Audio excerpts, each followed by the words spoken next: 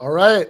I am now joined by Julianna Forlano, Brenton Lengel, and Rob Larson. How's everybody feeling today? I'm feeling pretty good. AK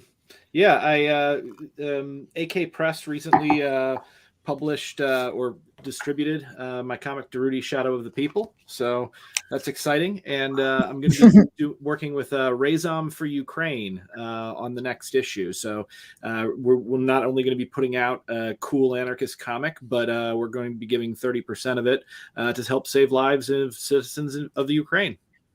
Nice. Rob, how's it been going? Good. I got a flu and COVID shot at the same time last week. So tonight is like the first time I felt good in like a week. Well, I've heard that's rough. I got my my bivalent booster last week, and they tried to talk me into getting the flu shot simultaneously. It's like, yeah, I don't know. I think I might wait a little while on that one. You had more sense than me. It was fairly brutal. So listeners, pace your shots. That's my advice.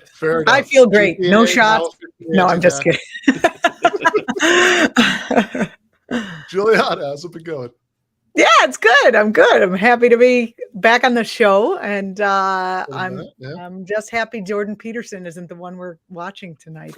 I've had Jordan Peterson up the eyeballs, let's say. Yeah. He's been on a tear. Like he came out of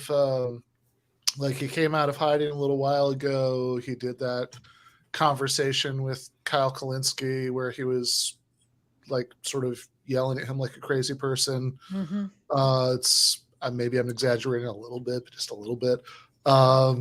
Like he did very disproportionately irritated. He has been like ever since he came back from Russia. There's something's not right with him. It's a different I mean, I had my issues with Peterson, but it's very clearly like a different Peterson we've been getting lately. He's like angrier and more tired and somehow also more weepy. That's fascinating. I just thought that was a natural progression of where his thinking would eventually take him. But yes. Well, maybe, we've been giving medical advice already, which everybody here is very qualified to do. So maybe let's add a little bit more and say, if somebody suggests that you go to Russia for an induced coma to get over your addiction issues, think carefully about whether you actually want to do that. Yeah, definitely, because, don't. It's funny, too, because hasn't he been praising Vladimir Putin lately?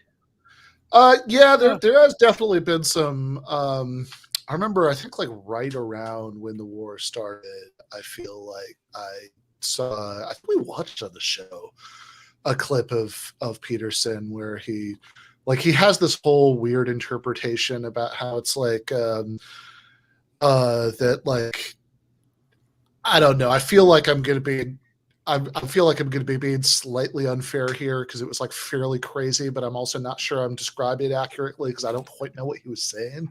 But it was like the war in Ukraine has something to do with wokeness, which is pretty funny to me because I think Russia and Ukraine probably not either of those the wokest places on the planet. Mm-hmm. Ukraine's probably a bit more woke than Russia, but I mean, at this point, that's graded on a pretty generous curve. I mean, this is a pretty, this is a pretty socially conservative society. Like if you know anything about all I'm saying is that the alpha Russian military is currently getting obliterated by the they them militia. Yeah, well, I don't. I think the idea that there are a lot of they them people openly identified as they thems in the Ukrainian military is pretty dubious, but Sorry, I brought up Jordan Peterson. Look where we've come to. Yeah. But he also put out his big conservative manifesto, which is funny because he used to play that a little bit closer to the chest than he does now. So yeah, he's been active, but I will say this. The thing he fascinates me about is that he espouses all of the, psychotherapeutic interventions that the left loves and embraces, and yet he, just disdains the left. So I really don't. I would like to get him on the couch. I have a master's in social work. I would like to get him on the couch and really get into what that is all about, other than just basically attention seeking. And I would like to make a point that maybe someone will eventually clip and yell at me about on Twitter who loves Jordan Peterson, which is the man goes on TV, says things as if they're this brilliant thing that he came up with, which are basically just common knowledge in any like AA meeting in the basement of a church. The guy, not to cast aspersion on AA because it saves lives, but I just don't think he is the brilliant orator that people are giving him credit for. I don't know. I'm just saying, like, his big moment with the lobsters argument on British TV. I mean, that his entire argument about hierarchy there was completely, debunked by Mikhail Bakunin in 1871. It takes a lot to have your big moment, be debunked like several hundred years before you were born. Well, not several hundred years, but yeah, I got you. Yeah. Like 1871 to it's like a little, it's about 150 before now. Yeah, but yeah, still a long time ago for sure. What all you soy leftists are missing is that men are under attack, masculinity is under attack all the time, women are losing rights, and that's masculinity being under attack. And the way you defend masculinity is to go on TV and cry almost immediately. So. I can't improve on the last part of that, so gonna move right along. I think so. I will say, we've been talking about Jordan Peterson, who, by the way, one of my favorite moments of that Kyle Klitsky interview is he said he went to some conservative, like it was like a Republicans in Canada kind of party or something, and they had like a straw poll about the 2016 American election, and he said he surprised himself by voting for Trump. But in any case, there was a real election 2 days ago, and this is what we're going to watch is Matt Gaetz's appearance on the Young Turks the night of the election. Which some people were mad at them for having him on. I think, but I think it was good.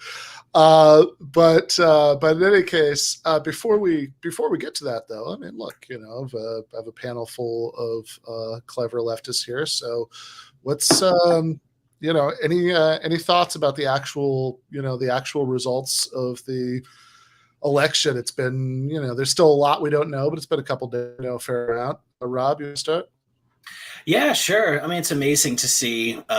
This is the best year for the incumbent president's party in a midterm election since 2002. And I remember that one because I'm old. I remember Bush laughed that one off because it was post 9/11 and you better vote for George Bush, that whole airless era. But last night could have been a lot worse. And I mean, time will tell, of course. We're still waiting on half the races, of course. But it's amazing to me how much you can energize a party when you win giant victories against it and take rights away from millions of people. And then they turn out. And it's like, what happened? Just people's material interests were involved. And suddenly they're turning out and casting ballots and lining up and voting in referenda and so on. It's pretty crazy. I was amazed that it took Republican victories to give the Democrats something to actually stand for, to the extent that people would turn up in cold and unpleasant weather in a midterm year and not completely have the party get beaten up like in 2010. So we'll see how these counts come out. Yeah, you think without Dobbs would have been, I kind of think so.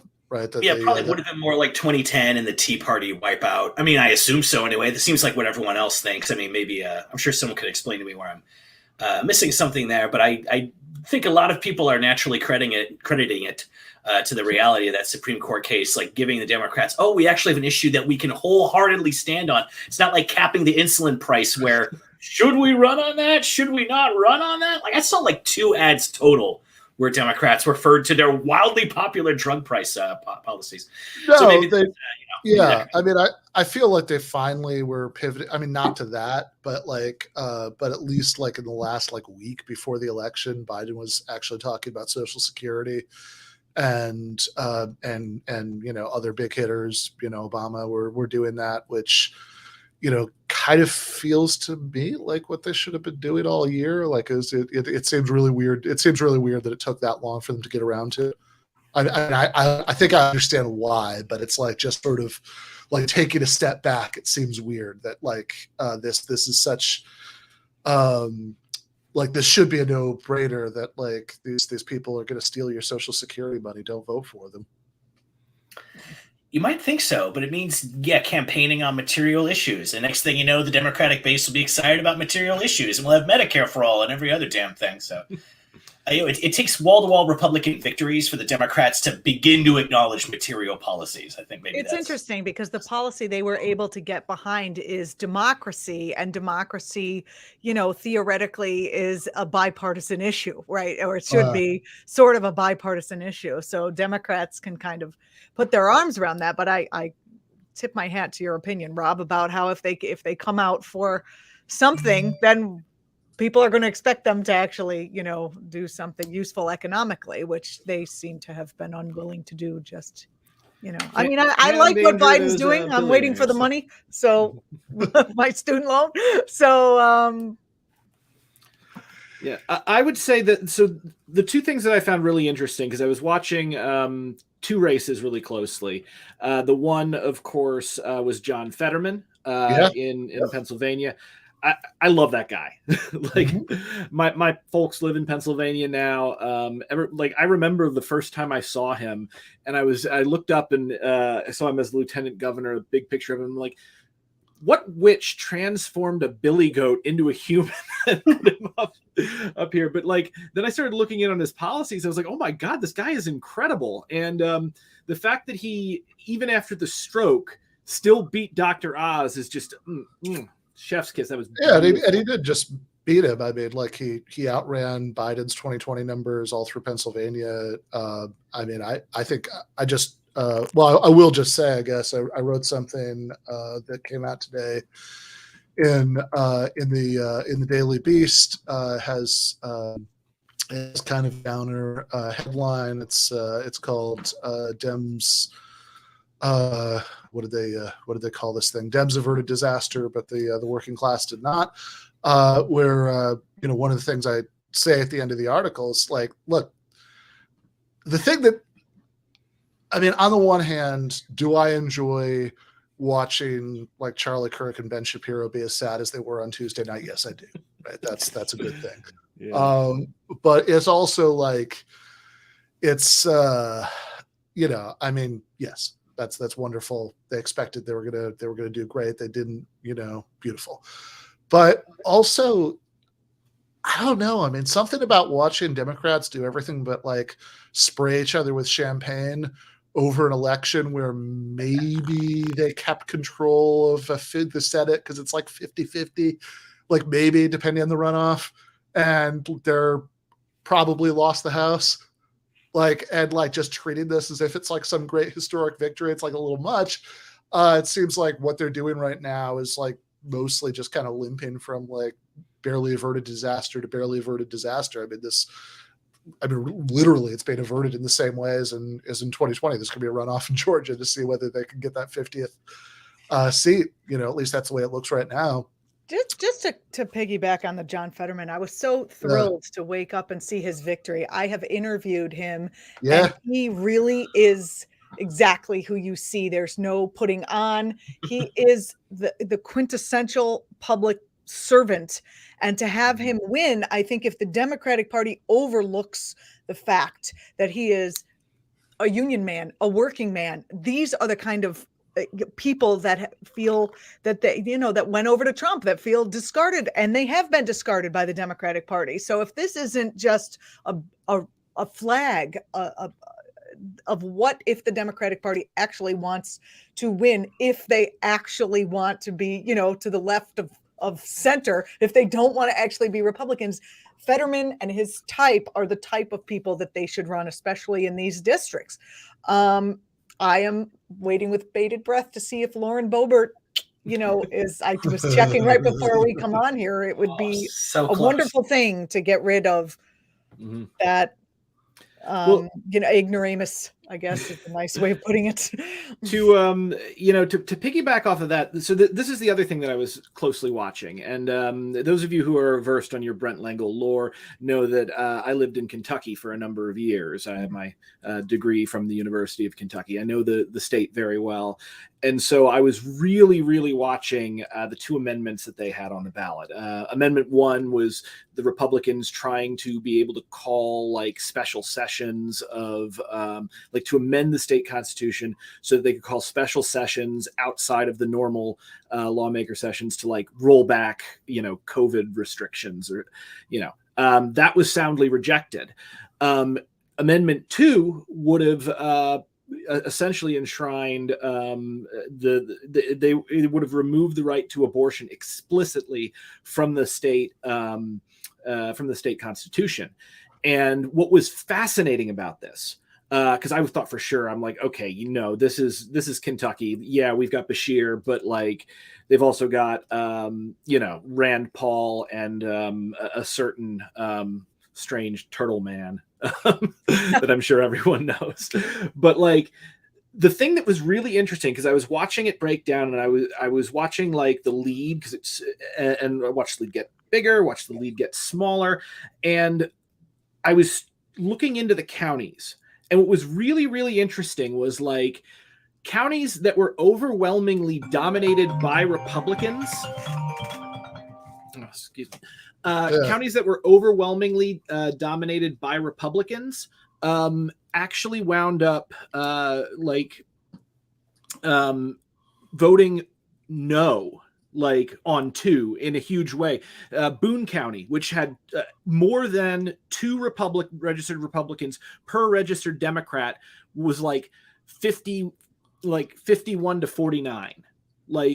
And again, so what that says to me, and these are counties that Trump carried, counties that Trump won, when the Republican base is given the ability to vote for something other than a specific candidate who's going to do all the crazy shit like the Republicans want to do, they actually seem to be voting in semi-sane ways. Yeah, I mean, certainly, like in 2020, Florida was carried by Trump, but also the $15 minimum wage won by more than he did. So, statistically impossible. There's not some overlap there, which suggests something about a segment of the Trump voters you could win over with a better strategy. And earlier this year, Kansas, the resolution to strip abortion rights out of the state constitution was defeated by high double digits, and that's in Kansas. Which just for fun, I mean, do you guys know who the last Democrat was who won Kansas in a presidential election? No, who was it? Lyndon Johnson? Yep, you got it. Lyndon Johnson. Way back. Wow, that's the impressive. Johnson-Goldwater election, 1964, and the last one before that was FDR in 36. FDR did not carry Kansas in 40 or 44, but he did in 1936. So, that's an incredible thing. Yeah. I mean, it turns out that abortion rights are actually really popular, or at the very least, like the kinds of extreme anti-abortion laws people were worried would get passed are really unpopular. What I thought was interesting and perhaps telling is that Hillary Clinton, Biden's, all of these people had to go into New York State to stump for a Democratic governor. And I just don't know what that. I know that I'm from upstate New York, and I know that Sinclair Media, the right-wing media network, who has been buying further to the right than Fox has been buying out all of the local TV stations, and yet keeping those local news anchors that you've known and loved since you were a child, and who are now spouting what they're being told to spout. Upstate New York is full of that kind of rhetoric these days. So I just think it's very telling that they had to take out the heavy hitters No, to go it's to pathetic. I mean, they had to. Yeah, like New York governor's race was competitive enough that they had to bring they had to bring in Hillary Clinton and Kamala Harris and all these people to campaign for Hochul. I mean, that's really bad, right? By the way, even though Hochul pulled it out, not by as much as she should have, but she did pull it out. If Republicans take the House, which right now it looks like they probably will, that's basically because of New York, because so many House districts in New York went Republican, even though Hochul won the statewide race. But I did just want to say on the point you made earlier, Julianna, about Fetterman. This is where I landed at the end of the Daily Beast article that I talk a little bit about kind of his rhetorical approach and how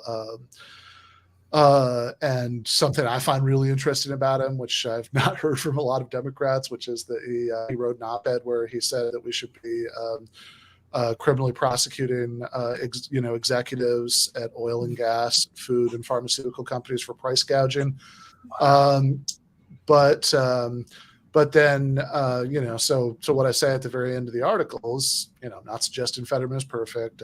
He isn't. I hyperlinked an article with some criticisms. But his against the odds success in a purple state offers a tantalizing glimpse into what might be possible elsewhere if Democrats get sick of narrowly averting disaster and decide at long last to try something else. That's great. It's almost as if you appeal to the working class, you get a lot of votes because there's a lot of people in the working class. That doesn't sound economically sound. I don't know. I feel like there must be a theoretical reason that's not right. But I think that'll make sense. I'm very delighted about the Fetterman victory. I think Julianna's right. Like, there's you can see like a potential path for like how Democrats can break back into the working class, which was part of the New Deal coalition all through that Johnson era. The only other thing I would say about the Fetterman victory is, obviously I'm relieved. Any fewer Senate seats for the Fascist Party is great. There is one downside, which is I have to put away all of my Dr. Nick memes that I've been irresponsibly using every time Oz appears publicly. I guess I don't have to, but there won't be as many opportunities as there were. So, no election's perfect. That's how I see it. Yeah, apparently Dr. Oz, he got listed as one of the top 100 most influential people in the world in Time or some other magazine, and he called his dad and told him, and his dad says, "Which one was it?" So I have a feeling losing to Fetterman, he's still failing to win Daddy's love. Oh. Don't make me feel bad for Dr. Oz. That's all right. He tortured dogs. So yeah, exactly. Well, if it makes you feel any better, Rob, we might be facing a Trump versus DeSanctimonious primary, and so I think any kind of meme stuff, I think that should be so funny for so long that you're not even going to miss Dr. Oz. Yeah, it's a real Brainiac versus ego there. I don't know. Yeah, it's this is like seeing really a high level chess game. Will I even understand it? But right before I got on here, I was checking Twitter and major announcement was trending. And there's been no major announcement, but it's supposed to be Trump making one of his major, hugely, bigly announcements. So we'll see. Well, let's move on. Wouldn't you be kind of pissed off if you were if you were in Florida and you're like, okay, I just voted for that governor. I hope he does everything he promised the state of Florida. And then 2 days later, he's like, I'm running for president. Goodbye, Florida. He won't be working hard for you if he is out on the trail running for president. Just saying. Well, let's move on from Donald Trump and Ron DeSanctimonious. Talk about Matt Gaetz. So I'm just reading from his Wikipedia page here. Matt Gaetz, who's is 2 years younger than I am, is an American lawyer and politician who has served as the U.S. representative for Florida's first congressional district since 2017. And a Republican. He has been described as an ally of former President Donald Trump and a proponent of far-right politics. Son of prominent Florida politician Don Gaetz. That's okay. Gaetz is raised, blah, blah, blah, blah, blah, blah, blah, blah, blah. Let's get to the exciting part. In late 2020, the Department of Justice opened an investigation into allegations that Gaetz had a sexual relationship with a 17-year-old girl in exchange for money in violation of federal sex trafficking laws, which Gaetz denied. April 2021, House Ethics Committee also announced an investigation. The September 2022 Washington Post article reported that career prosecutors had decided not to charge Gaetz, telling Justice Department superiors the conviction is unlikely in part because of credibility questions about witnesses. So, hey, Matt Gaetz, so this might be the nicest thing we say about him on the stream, might not be guilty of sex trafficking. Maybe. So there we go. Setting a high bar here. Maybe he can keep it to a minor sex trafficking citation. That's not so bad. It's like sex trafficking speeding, you know. Like that. There we go. All right, let's get this started up. Gaetz is winning by 21, although the race has not been called yet. And Matt Gaetz joins us. Welcome, Matt. Oh, thanks for having me, Cenk. I think ABC News and CNN have both called my race. Couldn't have been too easy for them, but sure glad to see the voters come out for me. All right. So, Representative Gaetz, if the Republicans win the House tonight, what is your strategy going forward? What will you emphasize in the next term? I think it's all the eyes. I think it's inflation, immigration, and investigations. And we have a mandate now to try to limit spending. I think also people are very concerned about what's happening on the border.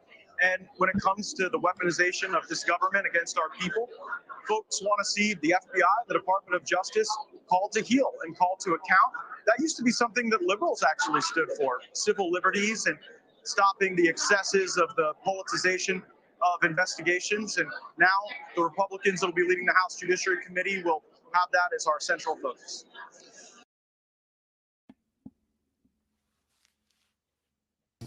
I just want to pause for a second here to note that when he's saying liberals used to care about civil liberties, the person whose civil liberties he's talking about, I guess, is Donald Trump. Sounds like it. His civil liberty to keep nuclear secrets at his. Yeah, I mean, like I don't know that we know exactly, but some kind of classified documents. The civil liberties connection is not obvious there, but I don't know. Good hustle. He's doing the word soup that it's just whistling word soup and not making any actual sense. I don't know. I think you listen to this guy. He makes a lot of sense. I don't know. I'm just trying to listen, give him a fair chance here. Well, I love the idea they're going to investigate. Well, people are very concerned about what's happening at the border. Yes. I don't know what's happening at the border. It has not been on the news barely. So people are really, how many people? 2 people? No, it's not a major part of the news cycle. It's just, and then he's all civil liberties at the end. He went everywhere. Indeed. Well, allow me to inform you what's happening at the border. There are foreigners there. How long will these things be allowed to go on? You liberals. Yeah, I mean, I guess to be fair, if it's not a big part of the national news cycle. Maybe if you live in a border state, but also he's in Florida. What border are we talking about here? They're coming. They're pouring over the border from Georgia. It's terrible. Can I make an Elian Gonzalez reference, or will that show my age? Well, I'll get it at least. I don't know who else will. Yeah, we'll all pretend not to get it, but I also love the investigation. Maybe there's mer people, and that's a big concern down in Florida. It's like Luca, but racist. Yeah, I mean, he could be talking about Cuban immigrants, but I'd be careful about that if I were. I doubt that. Yeah, that's good. I hope it goes good with these investigations, which is also a great thing to hear. I wouldn't trust these guys to investigate a burned out pilot light, but I'm sure they're on the job. Fair enough. So inflation being high, you mentioned it first. Obviously, wages is a very large issue. So do you think that we should raise the minimum wage so that the American people's salaries can keep up with the rising costs of all the goods that they're having to deal with. So the time when we saw rising wages was really during the Trump presidency. I don't believe that government mandated minimum wages are actually the way to increase real wages. Actually, a lot of economists say that raising the minimum wage can be inflationary. Our strategy to tackle inflation will focus on cutting government spending, not having a regime that pays people not to work. I think. Okay, so we do in fact have an economics professor with us on the panel today, so I want to throw to him in just a second about this. But one small thing that always drives me crazy about this is when these guys say, and like whatever, Charlie Kirk loves to do this, like a lot of them do. It's like, oh, well, wages were rising under Trump because we had a good economy because he let the free market do its thing or whatever. It's like, guys, one of the reasons that wages rose under Trump is that those were the years when a whole bunch of states passed $15 minimum wage laws. I'm sure that has nothing to do with it. Yeah, oh. That's pretty great. But, of course, these guys, are just full on intellectual opportunists. So I'm sure it won't surprise anyone that, to hear, real wages, yes, we're growing under the Trump expansion, but we economists actually call it, the economic expansion of that period. We call it the Obama-Trump expansion. I'm sure, I guess you just forgot the black guy, I guess, Matt must have just forgot to mention him or something like that. But it's true. You had rising wages at that time. That's all, we had rising wages during Trump. We also had 1 million dead from a plague during Trump. I don't know if that also is, relevant in any way, since we're giving people credit for things that occurred during their administrations that they had no role in. But Gaetz is correct. There are many economists who are very wary of wage growth and want to say that it's the main thing that fuels the inflationary price rises we've been seeing. They usually don't have much to worry about because American wages have been stagnant for the last 40 odd years of neoliberalism. So, they're unaccustomed to being worried about it. So naturally, they're a little startled right now. It's always funny, anytime there's an increase in the wage share of the economy that's going to various kinds of working and middle class people. Like, that's always very alarming for the Federal Reserve, for Wall Street Journal editorial writers, for Republican congressmen. Rising profits, rising CEO pay and bonuses, like that's just, that does not cause inflation. That's just high quality.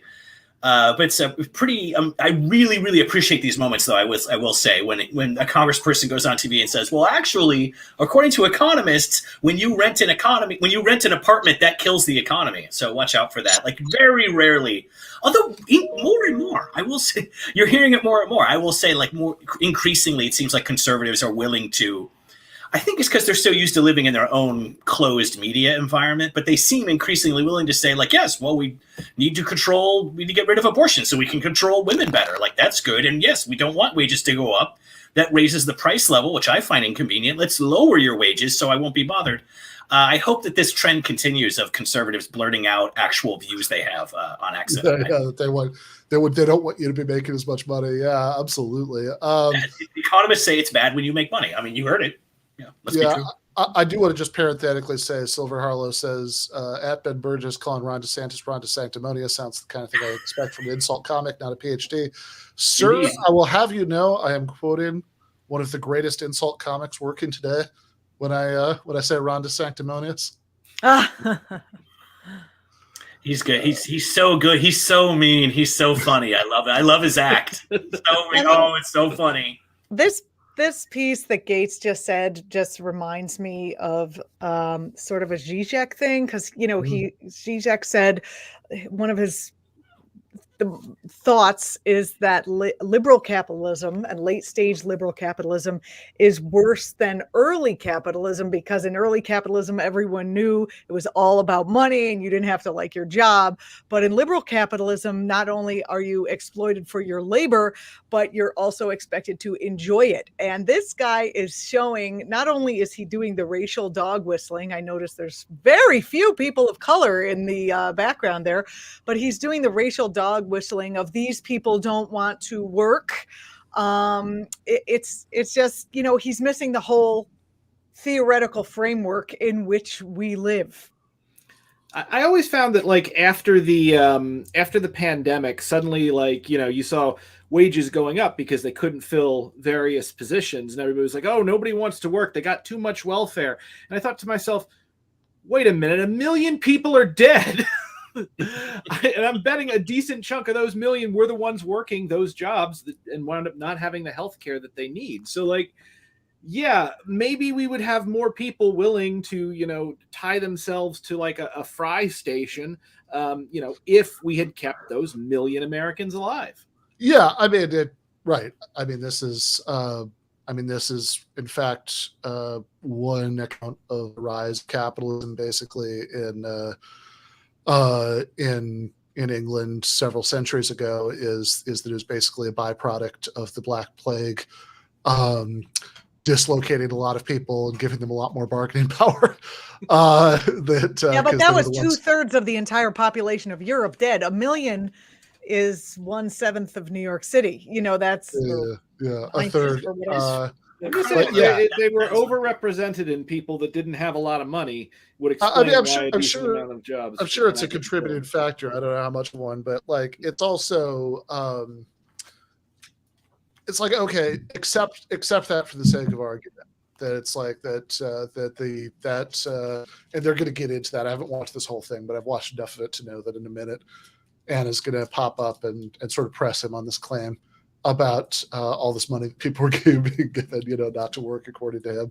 But like, let's assume that, you know, $2,000, you know, it's the 600 and then 1,400, you know, months later.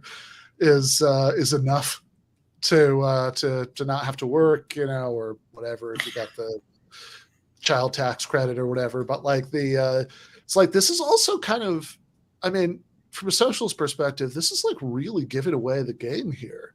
Like, you know, because you're saying like, oh, we need people to be so desperate that they're willing to work for us. Like that, and that we won't have to pay them better wages for this, whatever. We need to keep people, you know, like we need people to be, you know, you're essentially you're taking away our property if you give people a way of living other than accepting, you know, the deal that we're willing to offer them. Keeping them on the edge of a knife where, you know, prior to the pandemic, the average American family couldn't afford a single unforeseen $500 expense without going further into debt. So, yeah, obviously, yeah, they want people desperate because desperate people are not in a position to be choosy about their jobs and not in a position to bargain for the wages they deserve. No, didn't you guys hear? It's because it causes inflation. It's not because the United States is the perennial land of the controlled workforce definitively leashed into the hands of the capitalists by our complete lack of contrary institutions inherited from prior history. It causes inflation. I, for one, think all of you rude leftists should stop picking on poor Congressman Gaetz. I'm excited to find out from him. I think that they're so focused on, that's what it is. They're so focused on cultural issues and the woke shit that they're kind of losing their touch on finessing the economic stuff. Maybe that's it. So he's like, oh, well, you know, economist says that inflation, your wage increases cause inflation. But the real problem is Democrats being soy. I think they're taking the eyes off the ball there. Maybe there's an opportunity for Fetterman.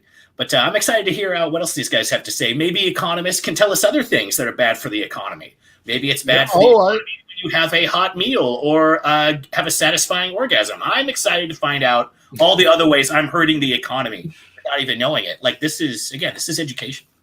Nice. Let's do it. I think able-bodied childless adults should be subject to work requirements. Previously, when Republican states have tried to do that, Democrat administrations haven't allowed them to, haven't issued appropriate waivers. And so if we can legislate work requirements into government funding bills, I think that'll be a good counter pressure on inflation. All right, so raising wages, not what you're planning to do to counter inflation. Got it. Anna. No, we raise wages. I just don't think the way to raise wages is a government mandated minimum wage increase. So how would wages increase out of the kindness of corporations' hearts who have a fiduciary responsibility to their shareholders and keep doing corporate stock buybacks and dividends for their shareholders? No fan of big corporations. I think the biggest threat to our liberty is big government. The second biggest threat, big corporations, and probably the third would be homeowners associations. But I do think that Wow. Yeah, those homeowners associations, look out. God, I just got it. Clearly things that inconvenienced him this week. I think it's homeowner associations and these minimum age of consent laws. Oh my God. Like it is just so. I mean, the level of chutzpah you need to claim as Matt Gaetz that you're not on the side of big corporations. It's like, okay, Matt, so what exactly do you want to do to rein them in? Like spell it out. Like, what are the policies that you want that are going to inconvenience them in any way? So did I hear him right? That he wants the government to mandate people do work. Yeah, and he's the guy who just said about liberties. Yeah. So mandates and liberties do not seem to be like bedfellows. The fact that he said that like with a straight face, one after the other, this is like a punch in my soul. I think, Ben, you make a great point. I wish you were there to have asked him the following question, what you just said. Like, well, what policies are you planning to put in place that you think corporations wouldn't like? And who funded your campaign? I mean, those would be great fucking questions. That too, yeah. Just how about asking, that or just how is raising the minimum wage government overreach, but literally forcing people who don't want to work somehow not. Yeah, I mean, I guess the idea is that if you have he said work requirements. I don't know work requirements for what exactly. He said for giving, for a funding bill, if you're going to get a check, you have to work for it. Yeah, workfare, as they call it, make people do token, utterly futile and fruitless job searches before they can get their microscopic, pitiful check from the state of Mississippi or whatever. Yeah. Well, if you're in Mississippi, I hope you eventually get the check at the end of that process. They might give you money to Brett Favre. I have a great idea. How about we do their stupid work requirement thing. So we give everybody a job that we then pay them for, sort of like we did back after the Depression when there was that whole workforce thing that fixed all our parks, et cetera. I'm forgetting the name of it. Works Progress Administration. Yeah, and then we use those people to do things like build windmills and solar panels so that it can undermine the oil and gas industry. How about that? This is the right. I mean, you could have a federal jobs guarantee where you say anybody who wants a job will be offered one in the public sector, and which, by the way, I mean anybody who the debate I did last year with Charlie Kirk, this came up extensively, and I told him, like, if you don't believe that we could come up with stuff that needs to happen, right? Like this is not going to be that hard, especially if we're going to do a massive energy transition, which we better be doing sometime soon. If we're going to have a collective future, but yeah, I mean you could do that, but I mean like the kind of stuff that I'm all in favor of that. I mean, absolutely, we should have federal jobs. What Gaetz was basically saying is, I want people to have to work for a private corporation and have them be subsidized so that just like the Walmart people do, so that, Walmart can pay them less because the government is sending them a check. That's what he is saying there. He wants work requirements for private corporations, people to go to private corporations. We could just say, yeah, there will be a work requirement and you have to work for the government, and we're going to make you do, something that liberals apparently like, which is environmental. And even just some of that WPA kind of stuff, basic infrastructure things. But yeah, I mean, look, aging electrical grid. Yeah, exactly. I'm all in favor of federal jobs programs, but the kinds of grotesque Dickensian stuff that I suspect Gaetz is talking about is work requirements for Medicaid, stuff like that. That's it's we're not even gonna, what you want, you want basic services so you can stay alive. I don't think so. You haven't been working enough, buddy. But yeah, I think this. I should also say, by the way, speaking of debates, the thing I did with Curtis Yarvin is up. We will be rerunning it on this channel in a day or two. And this is also a point that came up then because he was talking about giving people the dignity of work, I suggested that we maybe start with people living off of inheritance and stock ownership. We can give them the dignity of work first. Yeah, Nice. Where's their self-respect? Seriously. He's a hair's breadth away from saying work shall set you free. That's probably by design. He's got certain people he needs to appeal to. But by the way, I do want to just say, this was not intentional, but I love the image we're paused on for him. Look at Anna though. Man, I'm so glad she's not talking angrily to me. Oh, it's she was fierce in this. Yeah, it's pretty ferocious. That's one mean Armenian. I like it. Yeah, fair enough. Well, let's keep going. During the Trump era, we saw wages rise as a consequence of capital investment and the onshoring of cash that was largely pushed offshore to preserve intellectual property assets and revenue streams.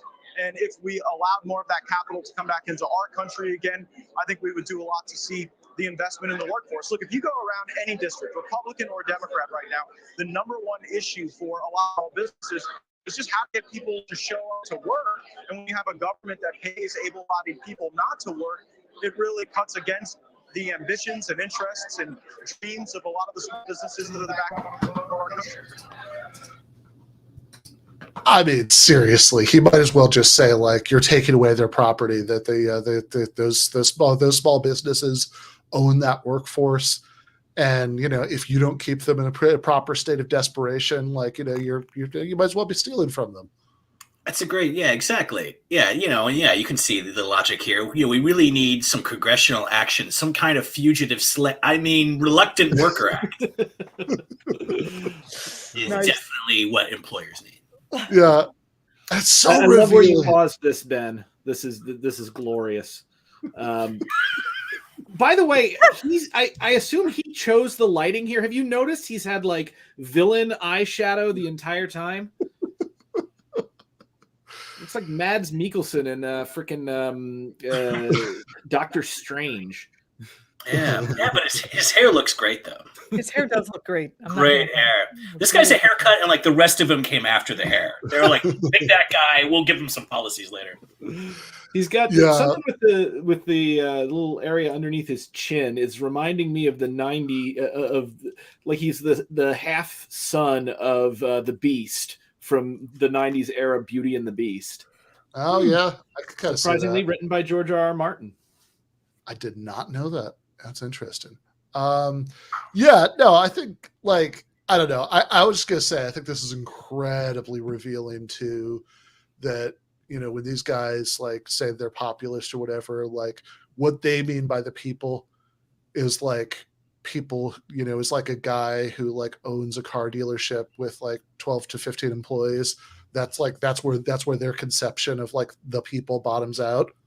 The idea that there's some other layer of the population underneath that would be of concern to them is just not part of their worldview. Yeah, that's funny. Yeah, once you get to households below 150 a year, I don't talk to them. I don't know. Because with Charlie Kirk, Charlie said anybody could start a business. I was that's not true, right? I'm still flashing back at the fact that he hates homeowners associations. I'm sorry, these are people who own homes who want third greatest threat to America. Yeah, to America, right? They want to, have a voice in how their area is run. He's basically saying, "I hate democracy." I'm telling you, this week his HOA said you can't put another grill on your deck, Gaetz. Forget about it. He's like, oh, I'm sorry, burning cross is not allowed in this development. National media will hear about my freedom being stopped by homeowner association votes just because of Carol. Homeowners. Trust me, I've rented my whole life, but they have sure, homeowners associations could do annoying things, but I would not think they'd be in the top top three. That's not the top 800. That's just so. That is deep into conservatism. To be fair, Carol is really mean, and people really like that casserole she brings. Such a she gets away with I'm murder. glad the top threats to the country. Well, there's the there are like big geopolitical rivals like Russia and China. There's environmental issues. Environmental catastrophe. There's that bitch Carrot at the HOA. That's right. And I had to ask permission to put in my decorative bonsai trees. So that is similar to the deteriorating nuclear security environment. Very comparable. But yeah, when so again, assume like in the Charlie Kirk case, like we said that anybody can start a business. I like pushed him on that. I was like, no, you can do this and that if you're really willing to hustle and get a mortgage on your home. It's like, okay, who did we just leave out of everybody just now? Take out a mortgage on your home. Are there perhaps Americans who don't even own houses, Charlie? Like, is that, maybe even a bunch of them? Yeah, and that's great. Just that argument doesn't pass the smell test. Like, I'll just start my own YouTube. We'll just see who wins. It's just like, it's not credible. Like, there's 50 reasons. There's 50 things they have that's going to stop you, Charlie. I wish you figured out. Yeah. Perhaps, a guy who got to skip college and got paid to trigger the libs maybe isn't the person who's most in touch with what it's like to actually start a business. That is funny. He gets paid to trigger the lib. I love it. That is essentially it. He was like traditional college aged when he started Turning Points USA.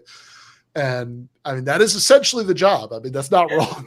First, I'm going to say horrible things. Then I'm going to rape a 17-year-old girl. Then, what's the plan here? What's next? Now we're back to Gaetz, but we should be back to Gaetz anyway. So let's do this. Okay, can you please be specific about what you're referring to when you say a government that pays people not to work? And be specific in regard to numbers. How much money are Americans allegedly getting paid by the government to sit home and not work? Well, during the pandemic era, people got checks. And when there were shutdowns, when companies were shut down, yes. All of that was inflationary. And I also think that when you provide government benefits to able-bodied childless adults, like Medicaid, like childcare, like transportation, like cell phones, then you create in the economy a bubble. And when that bubble bursts, a lot of working class people, folks that people's actually used to stand up for, those folks get crushed and hammered when they go to the grocery store, when they go to the gas station.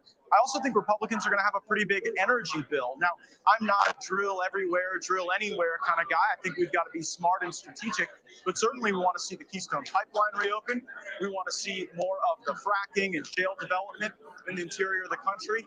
And I think that just reducing energy prices will do a great deal to lower inflation, because you see those energy prices baked in at every layer of the supply chain.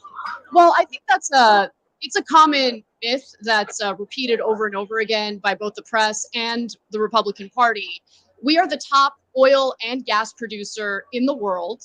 We're also the top exporter of oil and gas, because our natural resources are completely owned by private corporations who get to sell those natural resources to the highest bidder. So if you're actually genuinely concerned about keeping gas prices low at the pump, we could nationalize our oil and gas. Would you be willing to do that? No, I don't know that the Venezuela energy model is one that the American people are voting for. Oh.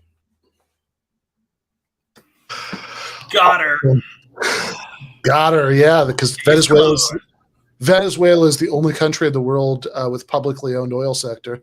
Yeah, it's not like freaking Norway, where they've got the publicly owned oil sector that they have used specifically to give each and every Norwegian citizen the equivalent of a $250,000 trust fund. No, it's Venezuela. It'll cause inflation if you give people money. That's right. And it caused bubbles. I also just learned that. It also causes bubbles, which are not caused by deregulating banks and letting crypto do whatever I want. It's caused by giving money to poor people. And all that was inflationary. Of course, all those people weren't doing their jobs, so most of it was replacement income. So it's not inflationary. But if you've got 9 total brain cells, that was all inflationary, and that causes bubbles, and that's why your girlfriend left you and said you're gross. It's because of this government bill. That's another thing it did. Yeah, Rob, you can correct me if I'm wrong on this, but under MMT, if you are printing money, as long as the money that is printed is within proper proportion to a growing economy, you're not going to get inflation. It's when the money supply increases and the available amount of goods and services to spend that money on either decreases or stays the same. If I'm not mistaken. That's your traditional demand pull inflation model. Then you have your cost push wage price spiral, which is sort of two big flavors of inflation until you find out that just government caused inflation. Then you know that thing I said before was wrong. Yeah. I do just really want to emphasize Norway has a nationalized oil company. That's like actually a huge, which, and by the way, like in Norway is a pretty good one-to-one comparison, because in both cases, the size of the public sectors, Norway and Venezuela are like massively increased, like how much the GDP it is by the state oil company. Yeah, so that's a weird that's a weird one, just to like, I mean, nobody's also, they've nationalized their oil, like the Venezuela. It's not like they nationalized their oil company and then the economy collapsed. Like that happened, I think, decades. I mean, in response to I'm all for nationalizing oil companies, but that is also an extreme from where we are. She could have just literally said, can we regulate these private companies so that they're not allowed to make these kind of profits at the expense of the people whose homes, who are at, where they're taking the oil from, that they could just regulate and not be able to sell it at such a profit when we're struggling at home. She just kind of threw him some red meat by saying nationalize. I mean, yeah, I don't know. I like it, but yeah, I've. I mean, that's what I would want. But but I mean, it is. But yeah, I mean, especially when oil executives are constantly saying on earnings calls, guys, it's amazing, we're making record profits. We're making so much money right now, and then they kind of turn around and plead poverty when it comes to explaining the prices. But raising wages. Yeah, exactly. But I do just want to go back to something he said before, because he said, well, okay, so you do you give people the fact that during the pandemic lockdowns, when people were displaced from work they would normally be able to do, they were given, as Rob points out, replacement income for the most part is what we're talking about at that point. The enhanced unemployment benefits. But that caused a bubble, and when that bursts, now he remembers the existence of working class people, not just small business owners, and in order just in time to say that it's going to hurt them when the bubble bursts. It's going to hurt these working class people who he says liberals once stood up for. It's like, I really want to know, okay, what was the time when you would have considered liberals to be standing up for working class people, and would you have supported what they were doing then? Like be real specific. Which liberals we're talking about? Like Great Society, New Deal, like that's would you have supported any of that stuff, Matt Gaetz? He would have been cheering on the Pinkertons dropping incendiaries during the Battle of Blair Mountain. I love your reference. Nice. Yeah. Realistically, during this era, Matt Gaetz would have been a guy telling Senator Goldwater, "Great speech, sir. You're definitely a lock-in." Like, he would have been that ass-kissing arch conservative just of that era. Mm-hmm. Yeah. Well, Rod, clearly the reason the Venezuelan economy collapsed, not the nationalization of the oil industry decades before the Venezuelan economy collapsed. Yeah, the nationalizations, like in the early 2000s, late 90s. I mean, the economy of Venezuela collapsed when the bottom fell out of the commodities market around 2011, and they never came back from that. Then we sanctioned them to Kingdom Come, and the U.S. can lock you out of the economy when we do that. But that's a story with like 3 bits. I can't remember that. They have all-powerful government. That's bad. There, I can do that. That's awesome. If I'm not mistaken, a lot of the problems that come with not just Venezuela, but Russia and to a certain extent, like Saudi Arabia, it's called like the paradox of plenty or the resource curse, where when a country's primary economy is centered around one or two industries, that not only causes a huge problem with authoritarianism, because just a couple of families who own the property, the industries wind up running everything and controlling the money, but two, it also makes your economy incredibly involatile, because when the global price of oil falls, if Venezuela is mainly dependent on their oil and doesn't have a diversified economy, obviously that's going to be a problem. But they're again blaming it on the nationalization, which is just ridiculous. Yeah. All right, let's keep going. Okay, so you want to allow corporations to export oil and gas to the highest bidders internationally. I think we should repeal the Jones Act, because you're right, there is production that's up, but as a consequence of the Jones Act, we're not able to actually get energy to the places that we need it, so that there's broad distribution and lower prices. So actually, there's a deregulation answer that I think would unlock lower prices for the American people, given what we currently produce. I wanted to just quickly, Cenk, one follow-up, and then I'll let you take over. The point that you made about social services like Medicaid, which provides healthcare to literally the most impoverished people in the country, how exactly do you claim that leads to inflation? I mean, I can explain how the Federal Reserve engaging in quantitative easing, literally printing money and giving it to banks and corporations, who then turned around and invested in their own stocks and did dividends and all that. That definitely led to asset bubbles. Private equity firms buying up entire neighborhoods of single-family homes based on the money that was given to them by the Federal Reserve. That led to inflation in the housing market. I want you to explain exactly how Medicaid leads to inflation. Well, first of all, I agree with you regarding those corporate excesses. I am one of the people on Thomas Massey's bill to audit the Fed for the very reasons you laid out. I think the Fed has become a distribution system for corporate welfare, and that cuts against working class Americans. But when you have people who aren't working, but who are still able to get child care, health care, not as a consequence of being poor or sick or infirm or elderly, but just because of the Medicaid expansion that was ushered in through Obamacare, I think that is inflationary, because then people can go out and spend cash and have a real economic exchange for the services that they're receiving, often as a result of government largesse. So what I've heard so far is that giving people childcare, health care, and higher wages is leading to inflation. And you guys are going to try to tackle inflation, so that what I'm hearing from you is lower wages, less childcare, less healthcare. That sounds perfectly Republican. Things. Cenk, it's not just the government that can do these things. There are private sector solutions as well. If people have more money, the economy is growing at a faster rate, like it's under President Trump, then I do think we would be able to achieve those objectives. But government spending is inflationary. That is the central covenant of this election that we're going through. The Republicans are very likely to win across the country. People want to see less government spending. Now, I don't think we ought to cut government spending. He's right. Government spending is inflationary, so cut the Pentagon. He's right. Look, hey, I don't like it. I don't like it.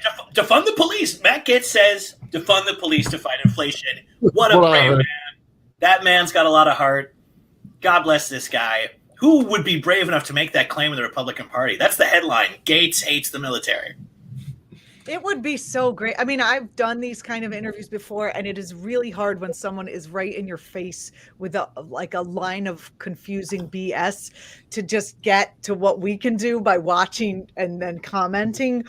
But it would have been great if someone said exactly what you said. Like, okay, well, then you'd be for cutting the Pentagon, and you'd be cool with cutting, XYZ in budgets. Yeah.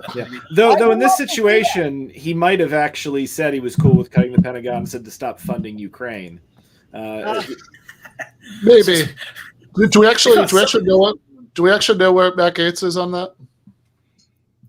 He's a reactionary, so I would assume he loves Putin. But let's take a look and see. I don't know. I'm curious. You might be right. Because I know some Republicans did vote against the last aid package, but I'm pretty sure most of them voted for it. So, McCarthy's making noises about putting limits on future aid. Time will tell what that means. Yeah. Oh, here we go. So Matt Gaetz, it looks like back in February, gave a speech. Why should Americans have to pay for supporting Ukraine at CPAC? So did he vote against it? I don't know if he voted against it. I know he gave this speech at CPAC. I'll see if I can find his voting record. Yeah, my favorite thing about that is if you go back and look at those few Republicans who did vote against the big one at the beginning of the summer. Well, one exception, which is going to be a very weird credit where credit's due, none of them actually talked about de-escalation.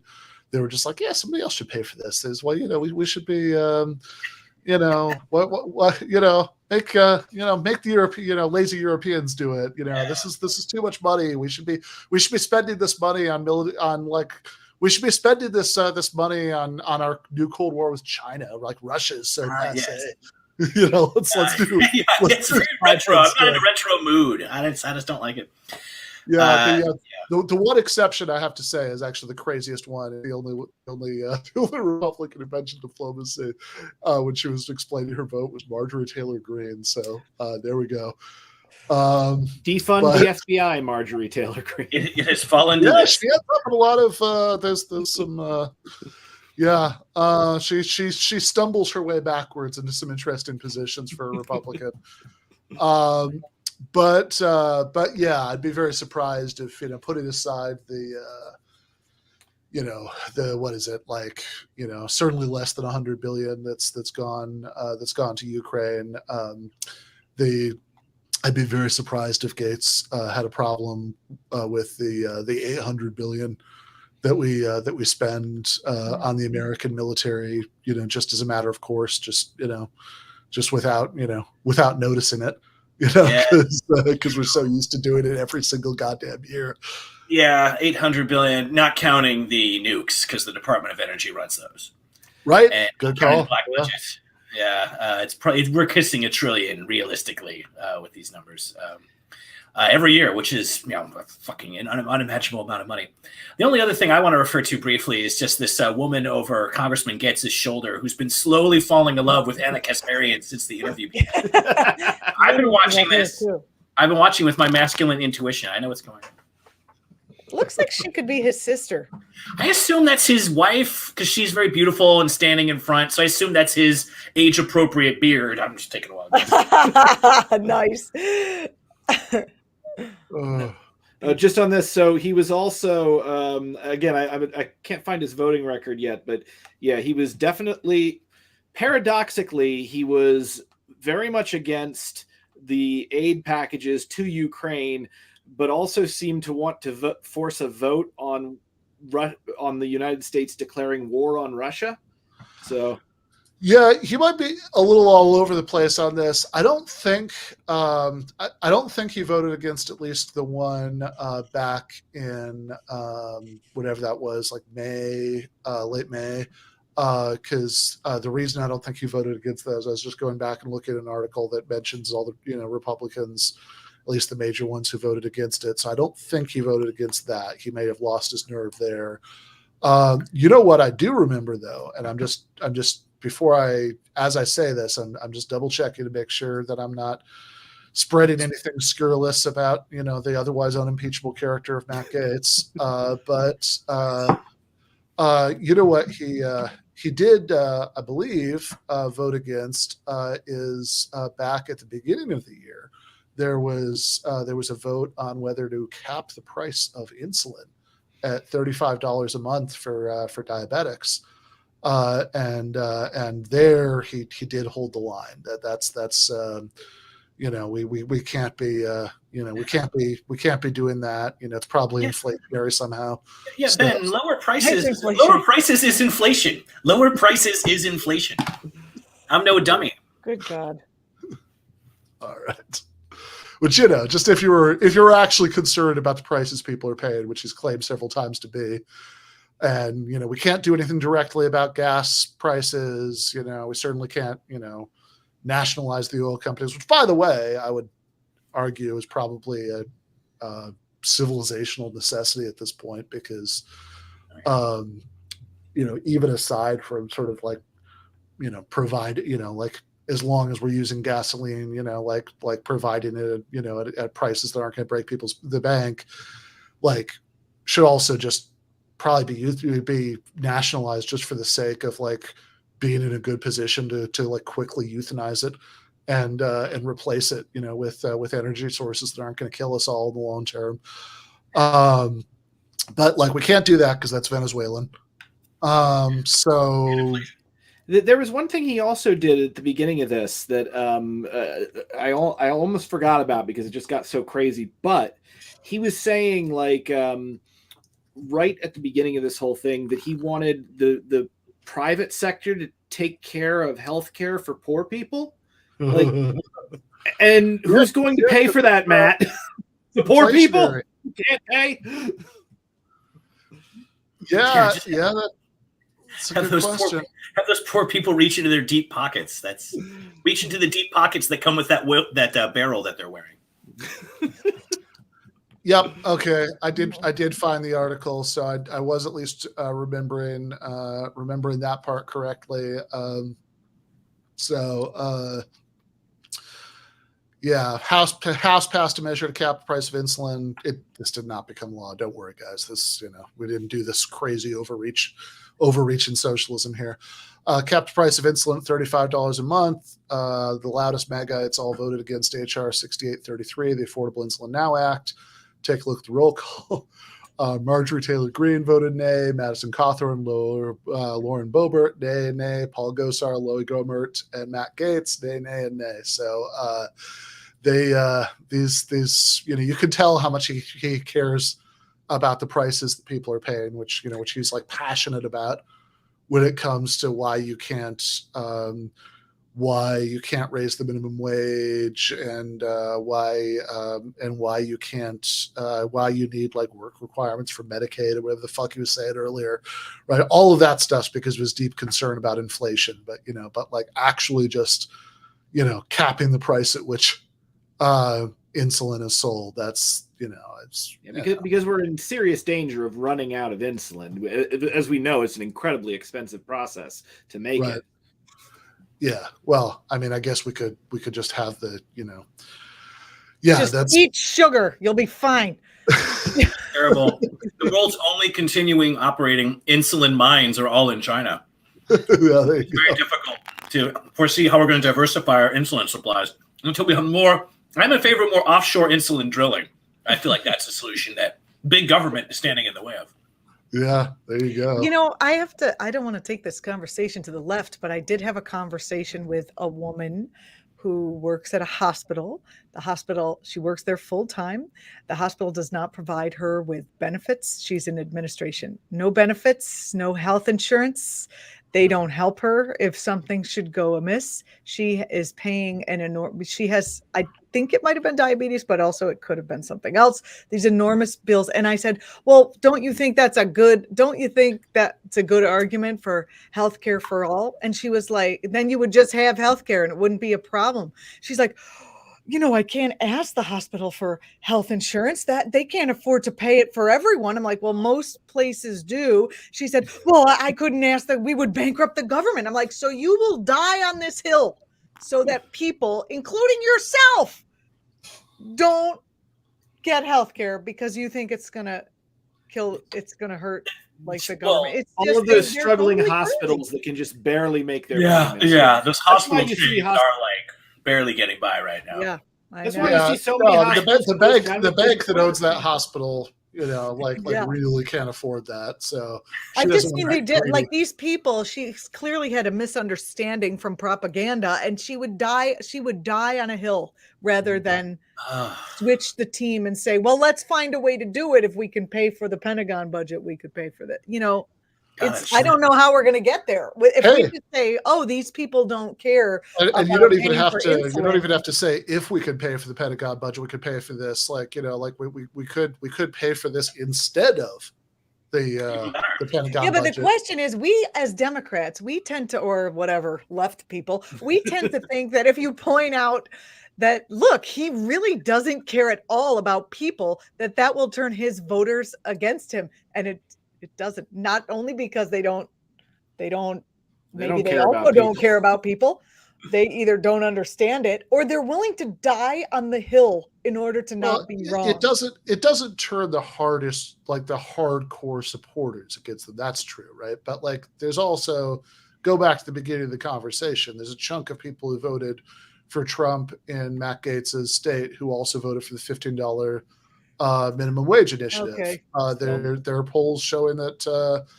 I was looking at this yesterday for that Daily Beast thing. There are polls showing that like 56% of Republicans would support at least a public option in healthcare, and it's like 30% or something. So it's like definitely a minority, but still a much bigger minority than you'd think would actually be willing to go as far as Medicare for all. Like, I don't know. I mean, I think going back to like Thomas Frank, what's the matter with Kansas? His thesis in that book is that people vote on the basis of culture war because they don't see their they don't see their material interests represented in any way that's meaningful to them. And you can question how many people that describes, or say it's more complicated. That's all true, but like I don't know. I mean, I do think like. I mean, I'm pretty sure if Bernie Sanders had been the nominee instead of Hillary Clinton in 2016, there are, and I'm not saying, certainly not all, definitely not even most, right? But like there is a chunk, and we could argue about how big that chunk would be of people who voted for Donald Trump, as was who would have voted for him, who would have voted for Bernie. I'm sure there are my people dad. Perfect example, lifelong Republican, and he told me he was ready to vote for Bernie Sanders before, Hillary squeezed him out. And then what did he do? He went and voted for Trump in a swing state.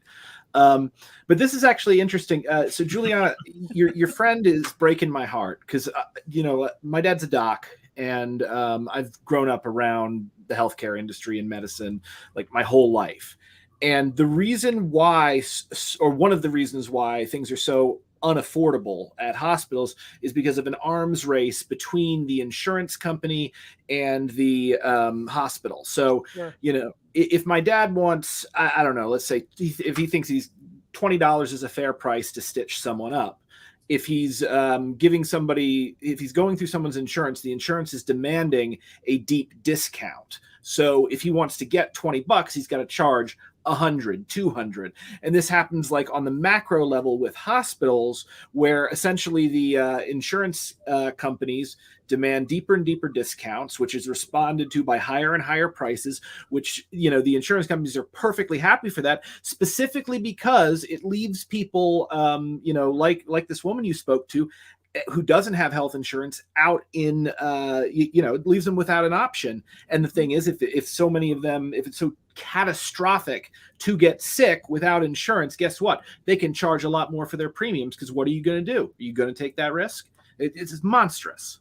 It is monstrous. It is. Yeah, that's a painful one. I think there is a real stripe in America where we socialists will have to try to deal with, that like Kurt Vonnegut analyzed so well, that like in this country you're taught so reliably that it's meritocratic and you succeed because you deserved it, and if you don't, you didn't. So people who are lacking something, or just lacking health insurance, even though they're physically surrounded by it at their job, like, well, I don't deserve it, or they can't afford to give it to me. They can't afford it. Our hospital CEO chain, the CEO of our hospital chain, got a new rocket car this week. We don't have the money for me to get any kind of like primary care. It's brutal. We have to like help people realize you deserve healthcare. You are worthy of getting. I noticed that $22 trillion GDP. We can afford. Not to get into the religious area, but I was like, she's got to be Catholic, and that because of. And then I looked around, and there were some crucixes in the office. So anyway. I mean, I will say liberation theology, and so there's some good, Catholic worker organizations, but I'm guessing she probably wasn't a part of any of them. I don't think she was. No, I don't think so. But I do think there are some strands. There are some of the things they teach in Catholicism are that you are just a lowly, you are just a little. You should not ask for X, Y, Z, and it's also your fault that Jesus was killed because you're a sinner. So don't you dare want health insurance. Yeah, God's already mad at you for thinking about sex, so don't be trying to get health care and making it really bad. Right, and if you suffer, you're closer to Jesus. So Oh, You're yeah, not getting healthcare. the Done. Mother Teresa We're learning theory. a lot tonight. Yeah, I don't know. I think that's more like that's also just a broad problem with like Christianity in general. It's like people are raised on the idea that like, you know, if we are children of God, it is by adoption and grace, and that you know we're not really one of the family. We should just be grateful for the existence where we have to pay for health insurance. But, God dropped the seed and was mad. Yeah. Yeah. Because I he don't know. voted, of course, like, for no abortions. So he dropped. There you go. I feel like Pope Francis was probably a Medicare for all guy. I don't know. Yeah, I like Pope Francis. Well, again, Pope Francis. There are strong worker-centered movements within liberation theology, and the Franciscans in general. The fact that he named himself Pope Francis, that is indicating we've got a woke pope here. I appreciate all of this. Well, let's not paint them all with the same brush, but for thousands of years, this church has been a tool of oppression. And, the few guys that helped with the underground, good on them. I appreciate that. Yeah, fair. All right, let's go back to here. I'm not gonna. I love that the Buddhist is defending Catholics. Yeah, right. But you have a good point. There are, I mean, look, I do. I think that religions are all there's the no opiate of the people. There's they're all conducive to tons of different interpretations, and there are good ones and evil ones and whatever within each one. But also as an atheist, I'm not going to exhaust myself defending the Catholic Church. So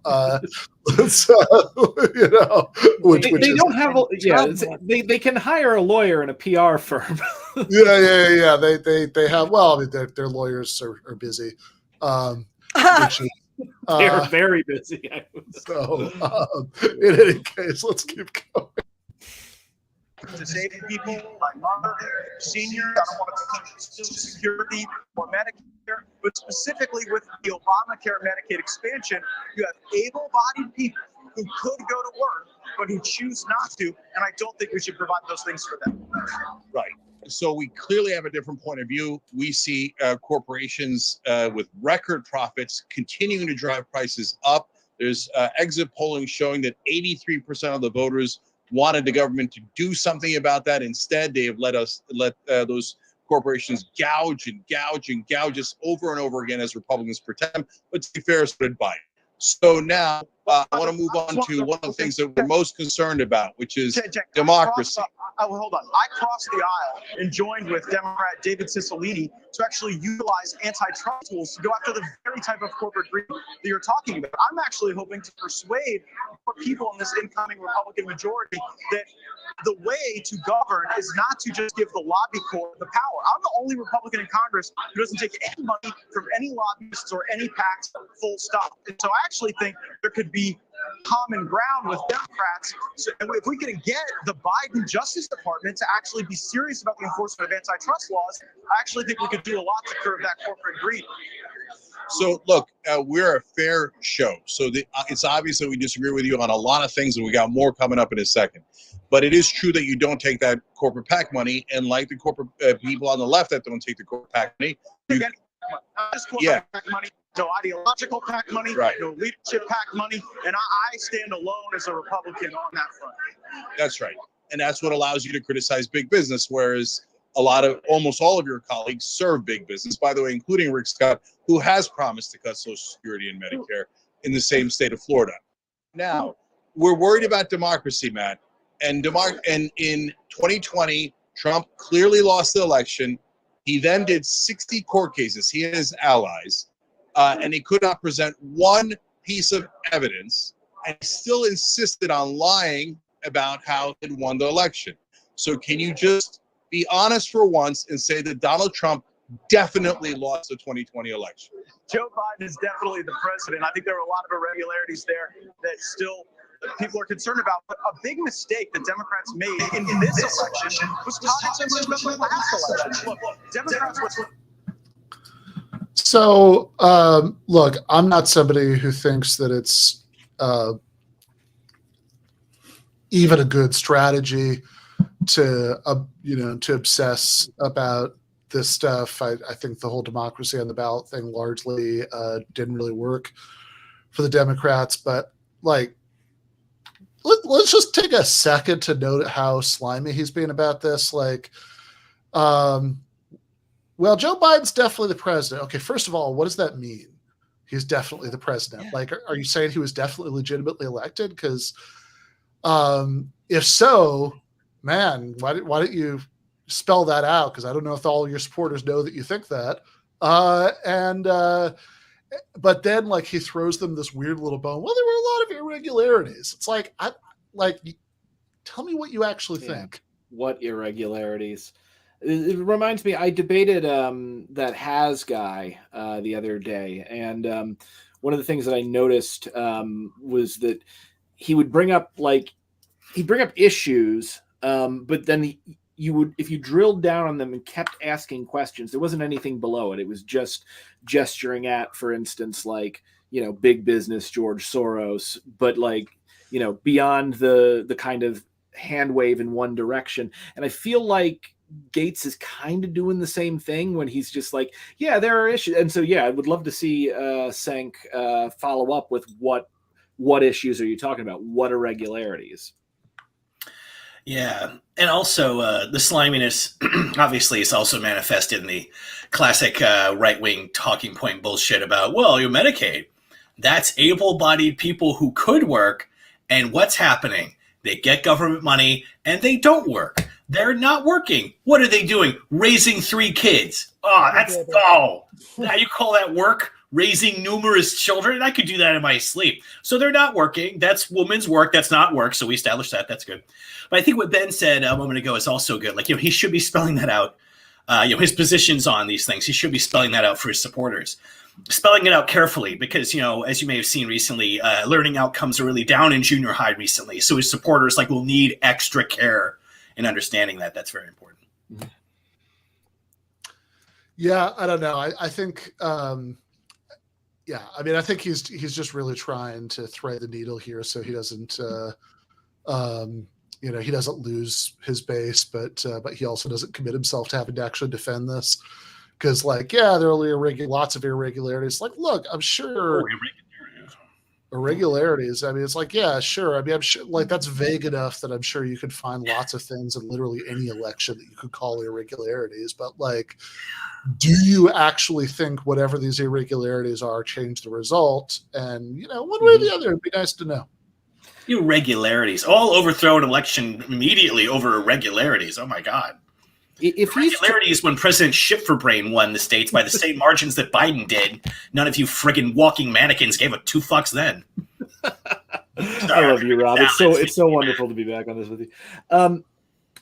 So when he was talking about people being on Medicaid and not working when they're able-bodied, now I don't know statistically if that is the case, but I can tell you for having been on Medicaid in the past, there's a reason for that one might not want to go out and find full-time work. Because you'll lose your eligibility for Medicaid. Yeah, exactly. You make above, depending upon the state, any above $500 a week. You lose your Medicaid. And then again, what we were talking about with regards to healthcare and the ballooning costs, unless you have a job, unless you can secure a full-time job with benefits that allows you the kind of money that you need to pay into something that can take care of your family, you are directly disincentivized from working because people won't do Medicare for all. Yeah. I mean, this is, which sometimes conservatives will even make this argument without realizing where it leads, about the benefits cliffs. And it's that in some cases that can't happen, right? I mean, you can't get a job that's gonna give you health insurance, but you don't want to be, but also your state is run by a bunch of ghouls who have set the Medicaid eligibility threshold such that if you're not eating cat food, you don't qualify. So you worry that that you're going to lose it. So that might actually incentivize you not to pick up certain, part-time work and stuff like that. That's all true. But it's like, yeah, that's obviously an argument for Medicare for all, right? Just provide it to everybody. There's no benefits cliff. Oh, you're going to give it to everybody, even the ones who are able-bodied, I suppose.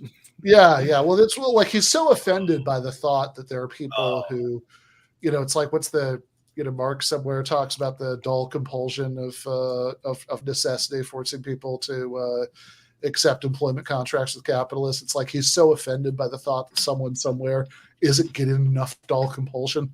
That it's like, oh, this is able-bodied person, they could work. It's like he's sizing up a piece of, he's like sizing up like some livestock he's considering buying. It's like, oh, these look like they're in robust shape. That's I can. Hold on, let's look these workers in the mouth.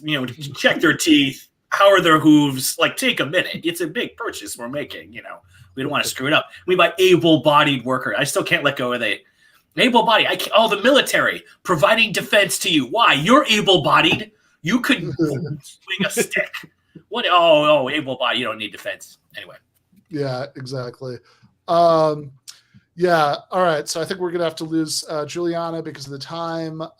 So good. Sorry. I'm so glad that you could join us again. Me too. It's always fun. You guys are so intelligent, and I love these conversations. And it's a fun way to remember that I'm not alone in my leftism. All right. Bye, everybody. All right. Bye, Julianna. Thanks. Good to meet you. Bye, Brendan. Nice meeting you too. Bye, Rob. Nice to see you again. Pleasure. All right. Let us go back to the debate.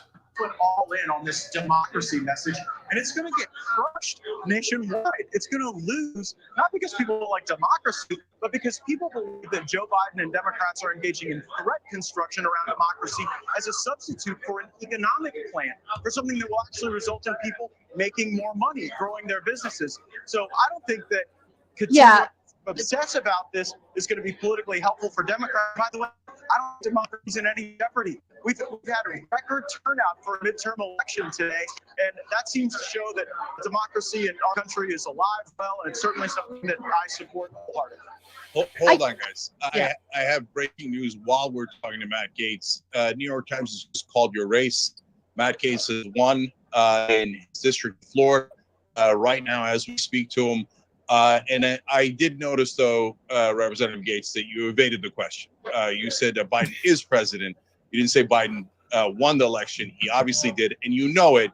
But I'll move on. Anna. No, hold on. I got a follow-up question to something you said. You just made a vague statement about some irregularities. There were some irregularities, and you were one of the individuals who pushed the lie that the election was stolen from Trump. So be specific. What are the so-called irregularities? Because the Trump camp failed to provide a shred of evidence indicating that there was widespread voter fraud.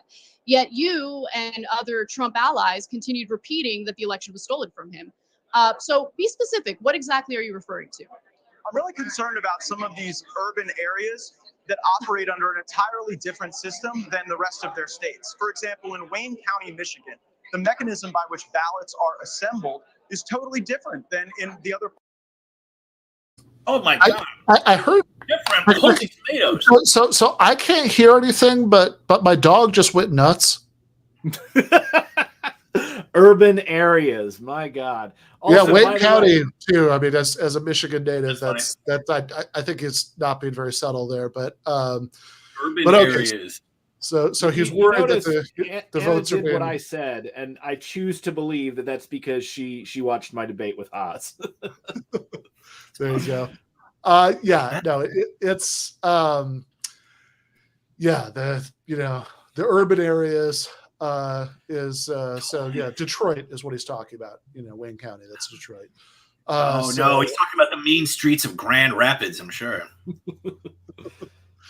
Yeah, wow. I don't know if Grand Rapids is the kind of urban area he's talking about. You're probably right.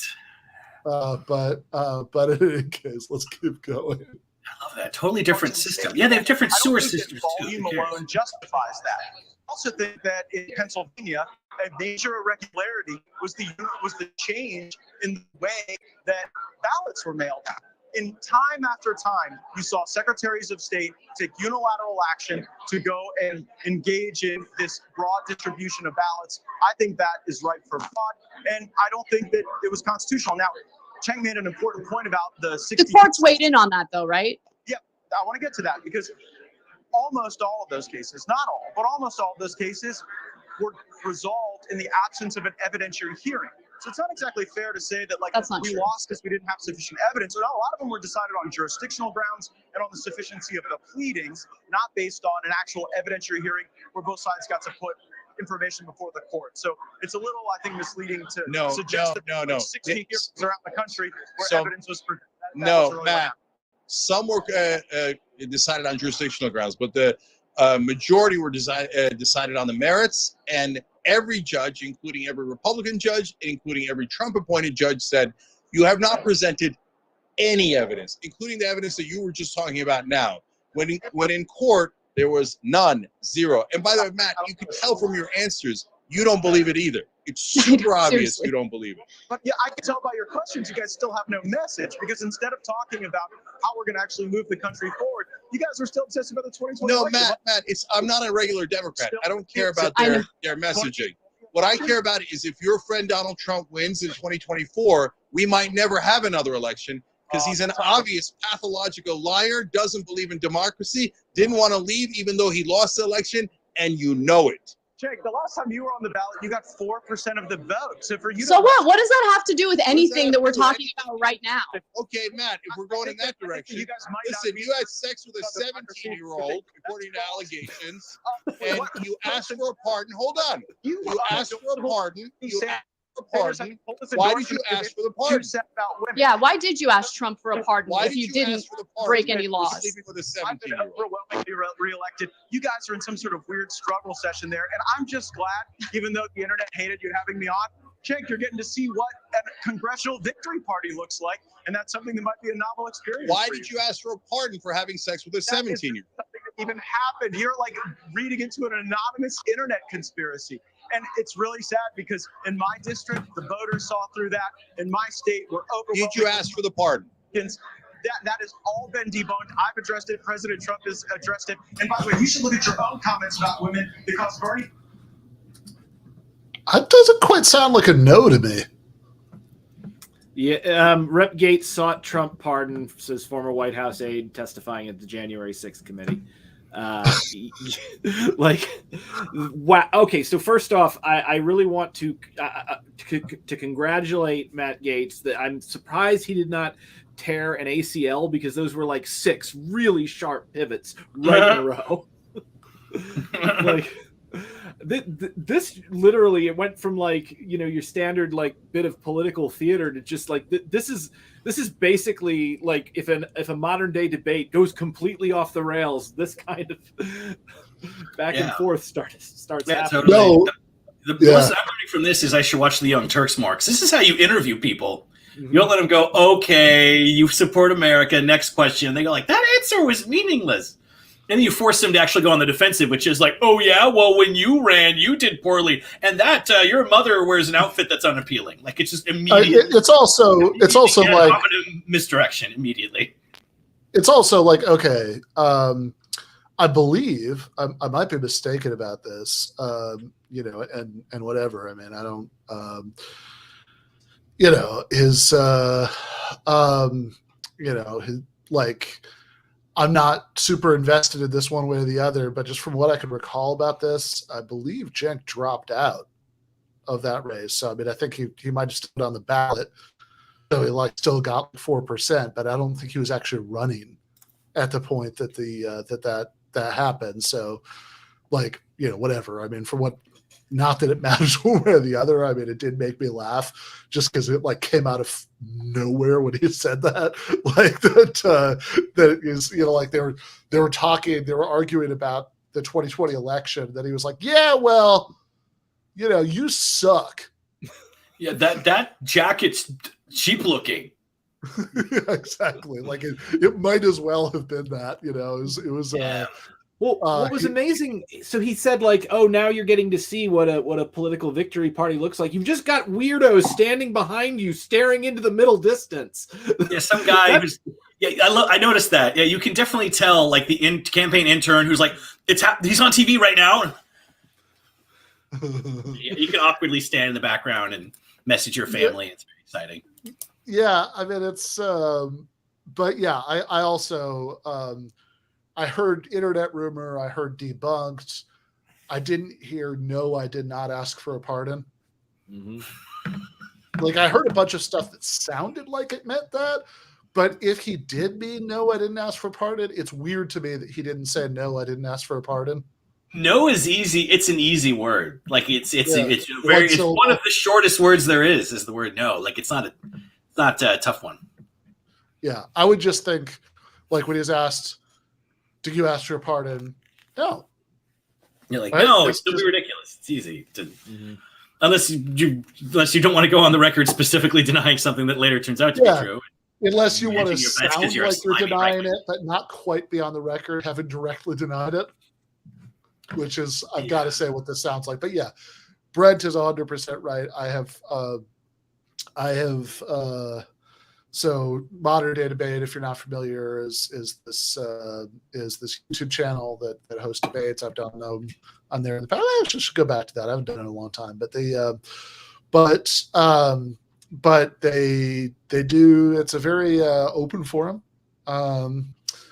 Like there's good stuff on there. There's like, there's also like, there's also like some paleontology professor debating some guy who like just has like an anime avatar, and it's called like, and the name is like 420 Hitler 69, about whether dinosaurs were real.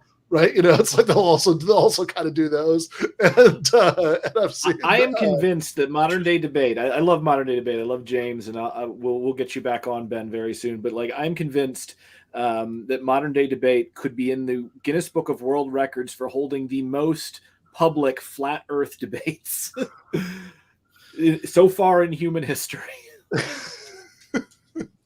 Yeah, the most that have happened anywhere around the world. But yeah, so cheap, so perfect. I know, so it's incredibly cheap. I just couldn't help myself. Anyway, yeah, that's nowhere in the globe have there been more flat Earth. Anyway, yeah, no, for sure. And I have, I subscribe to it as like on my podcast app. And I don't listen often, but every now and again I'll be like, I wonder what they've been doing lately, and I'll scroll through it till I see one that looks interested, and I'll listen to them, and I will. It's like, and sometimes it's not even the ones I just said, like that, things of that nature. Sometimes it's like people who are like big names, but they're just people who are like, it's like the. What's his name? McGinnis, the Gavin McGinnis. Against Destiny, he punched the mic while screaming. Yeah, exactly. Wow. I got to debate. I got to debate Stefan Molyneux, and I offered him an egg in this trying time. Because he's obsessed with ovaries. Yeah. He so like there's a lot of like weird theatrics, and you're absolutely right. Like the last couple of minutes were like the way that like kind of one of the lower rent MDD debates like would devolve, right? It's like people just feel like, well, it's like, well, you suck. Nobody voted for you. Like, well, while we're on that, didn't you get busted for sex trafficking? Which I'm sure QAnon is very interested in. You gotta be. To turn to like personal attacks when you have this much personal baggage, like you really think that you would go with the high road rhetorical strategy here? Like, I'm not going to get in the mud because you have the most mud on me already, so why should I do this? Yeah. Why? What is Ben hiding? He's hiding below the horizon that can't be explained by science. Yeah, no, exactly. They asked me once to do a debate on the Illuminati, and I was just like, no, because I don't. I care so little about that issue that I don't want to have to do the research that it would take to, debunk a conspiracy theorist on it. Well, I think that's part of the problem, that it's like they'll have there's like I will say, I mean, I think I don't think there's any issue with doing this in public. Like I have turned down a few there just because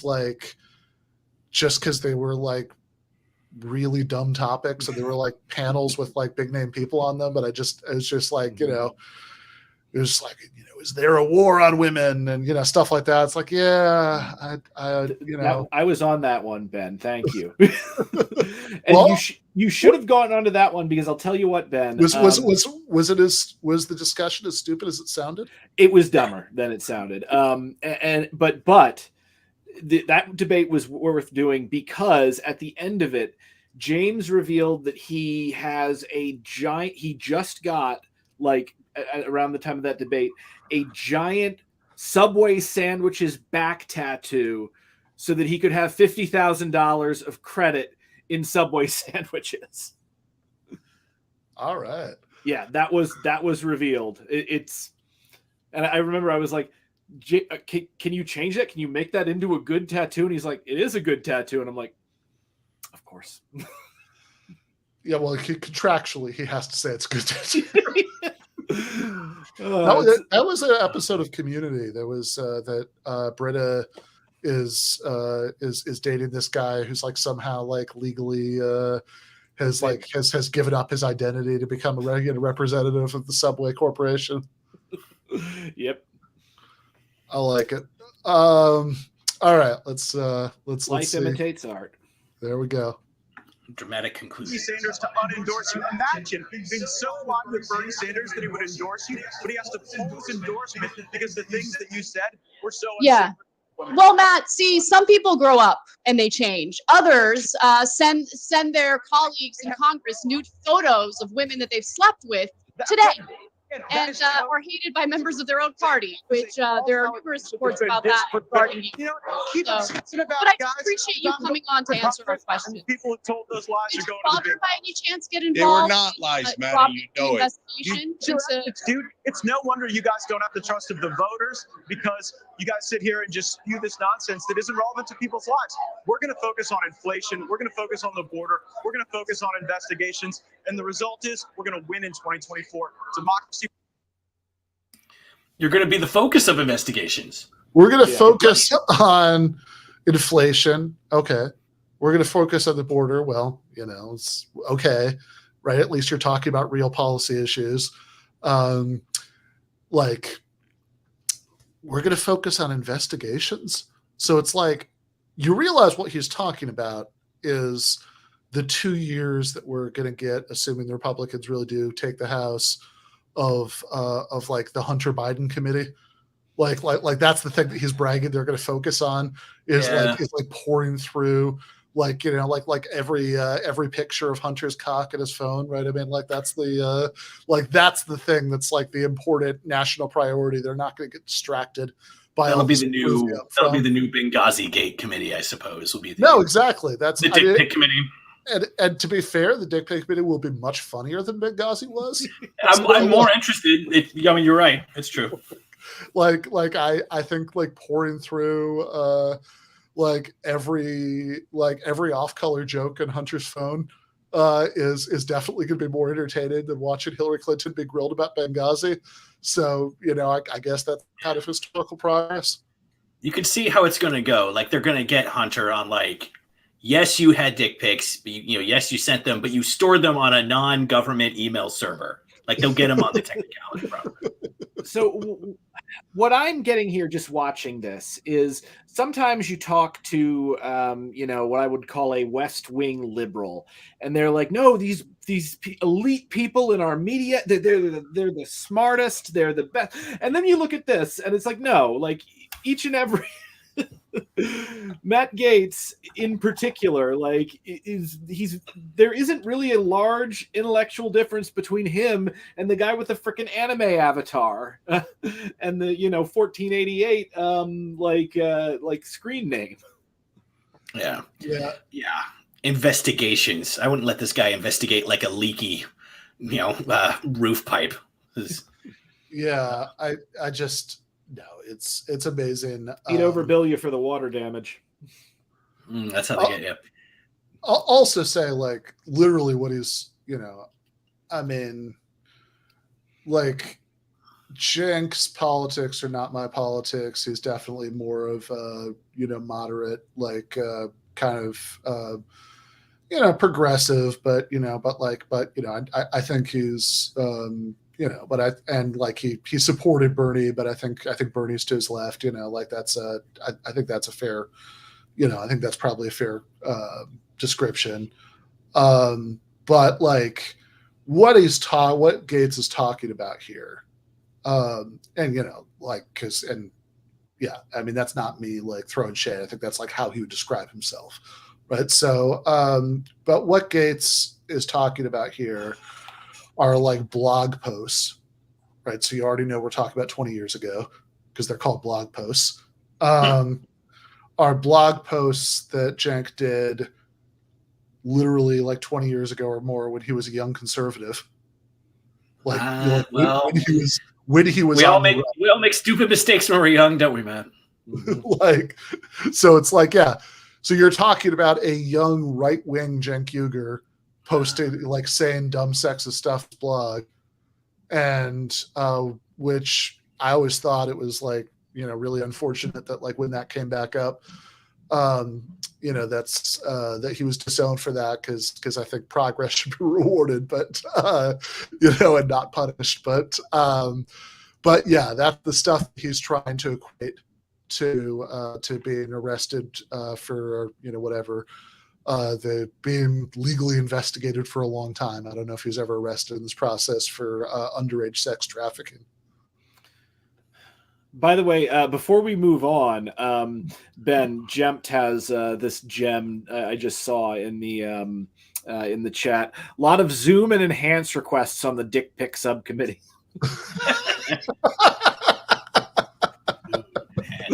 I need to take these files home to study.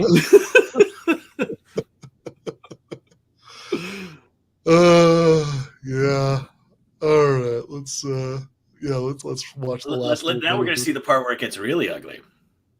Maybe. I don't know what happened. I don't see how this thing could go any more off the rail. Well, yeah, that's like next is the part where it gets kind of bad. So watch out. I also just again, I swear I'm not doing this intentionally. That we're pausing at like these poses, but he's look, the man's a pretty mannequin. Like he's he was.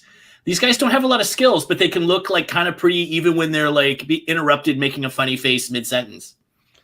Yeah. I'm honestly, I am uncanny valley is hitting me. Like this is a mannequin that came to life and is going to kill. Nah, that's just TV ready looks, in my opinion. That's just how I see it anyway. Fair enough. Will be fine, and you guys will still be crying on the Young Turks. Did you never answered the question? Did you sleep with the 7 people? Absolutely not. That has been totally debunked. And by the way, more women have made accusations against Joe Biden than have made accusations against me. We've talked about them. You should be really proud of that. Well, Okay. My number is 0. You can't even keep Bernie Sanders' endorsement, and Joe Biden doesn't exactly have a clean record himself. So we're pretty happy here in the Sunshine State. One Miami-Dade County, one my district. Looks like the House and Senate will flip, and either gets to Washington or gets to work. Yeah. By the way, there was one difference between us. The Democratic Party did not support me because I am against their corruption. Whereas you kissed the ass of the Republican leaders 24/7, so they were very happy to support you. You couldn't even hold Bernie. He endorsed you and had to unendorse you. Like, do you think Bernie is also the establishment of the Democratic Party? He's not even a Democrat, and he left you on the side of the road with your 4% of the vote. Matt, I don't care about my personal career at all. I told Bernie to do that. I actually wanted Bernie to win that election really badly, and I didn't want to get in his way because I care about policies. I care about higher wages. I care about everybody in the country getting health insurance. I care about them getting paid family leave. I care about them getting child tax credit. And what I heard from you tonight is when you guys win, you're not going to do anything about wages. You're going to make sure that people do not get any help in the categories that I just mentioned. No, So The real evil is Medicaid. Be fair. The real evil in the country is Medicaid. Gotta be clear about that.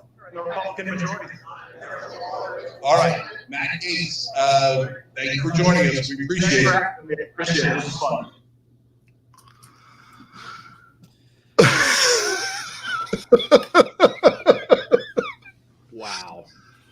Yeah, man.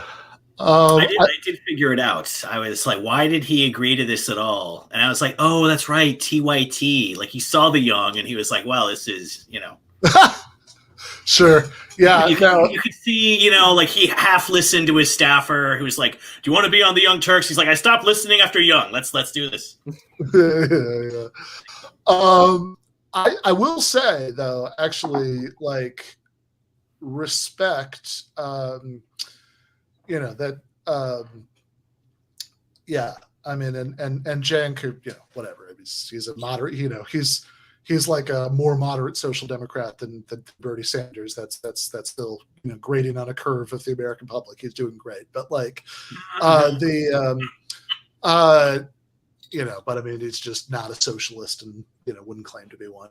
But, but in any case, I was going to say though, respect to Cenk for making sure that they came back around to the main issue in the final seconds of the interview. Like, I love that, that it's like, we're not going to end this on like we're not going to end this on the petty sort of grievances, like, the petty grievances. We're going to end this on you're a ghoul who's against raising wages and wants to impose work requirements for Medicaid. Like that's what we're going to end it on. We're going to end it on like the sort of like core bread and butter issues where like, you want to take money, out of the pockets of poor and working people. Yeah. And he didn't say no. Yeah. He said no to the accusation. Fair enough. I assume if he was arrested, he pleaded innocent. But like he did not ever say no about the pardon. Like he did not ever say no to a request of a pardon. Well, I meant he never said no about not helping people in any meaningful way. Like his what he was looking forward to was not really even the kinds of constructive policies for the nation that he's going to pass. What he's looking forward to is putting Hunter Biden on trial in the Senate or something, just so he can get some tit for tat because Trump got put on trial. Yeah, I do want to say, just to clarify, because I see this in the chat, that the Donald James was sort of confused about what I was saying about who is the left of who or whatever. Anna is a democratic socialist. That's how she would describe herself. Cenk would not describe himself as a socialist. He'll say things like, no, I'm a capitalist. I just think we need to have a better welfare state. Right. That's so that does make him more moderate than, Bernie Sanders, who's very comfortable, obviously, with the S word and did more to popularize it than anybody else. But this is not, all of this is just, sort of scene setting who's who to kind of like, to sort of set up the point that's like more important here, which is about,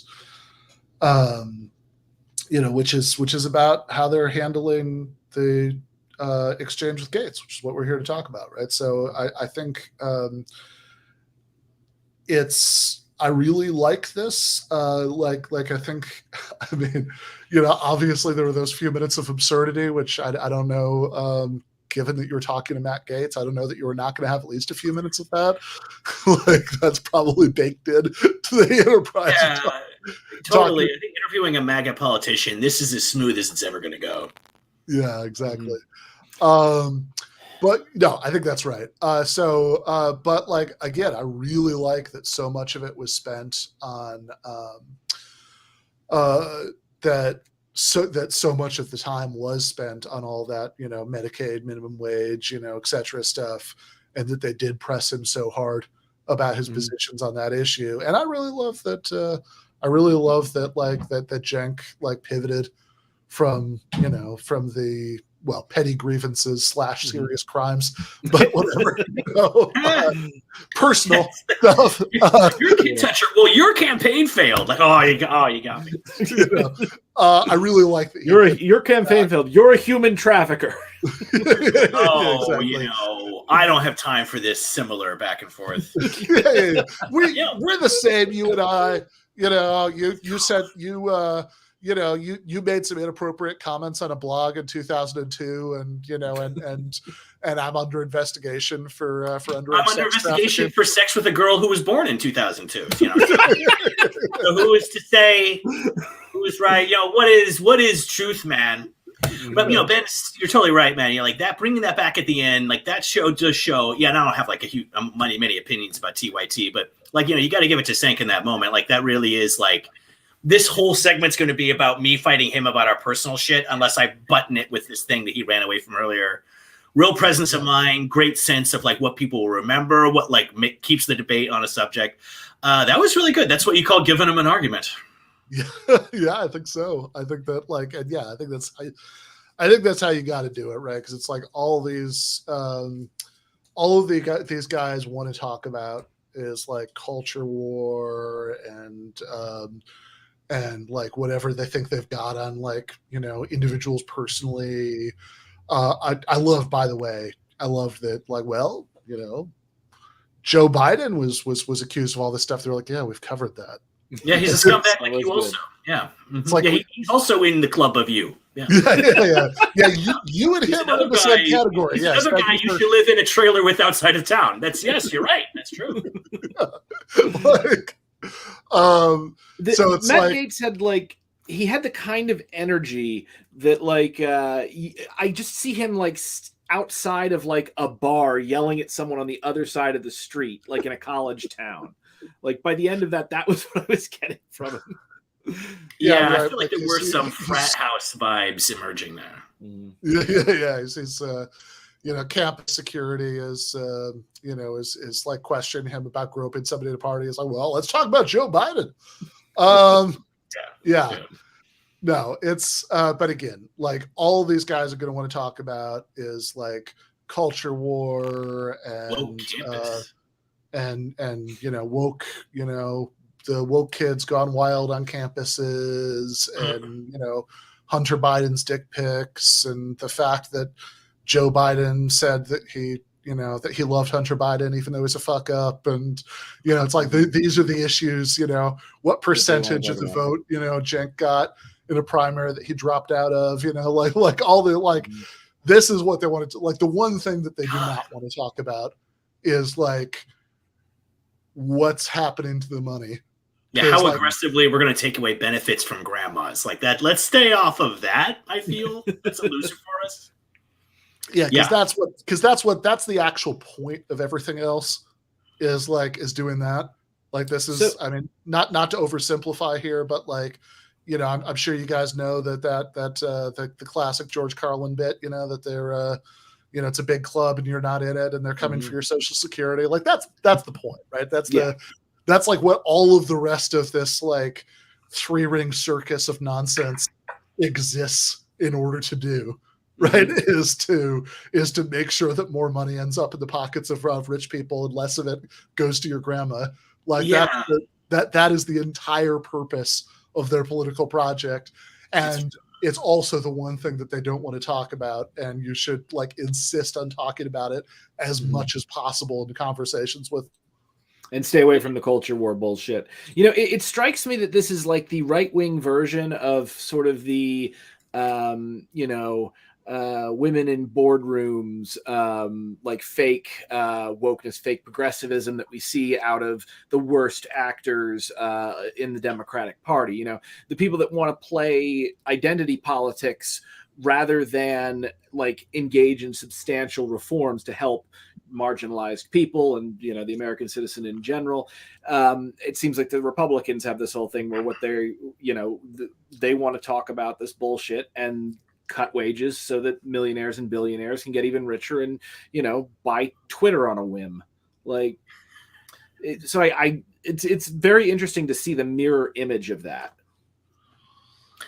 Indeed. And even looking at his patron Trump's own administration, you know, I mean, you know, they gradually got around to packing the Supreme Court, which, you know, does right-wing shit wall to wall, as we all know. But like, you know, the first big, like, real piece of policy they pushed through was that fucking tax bill from 2017, the year he came in office.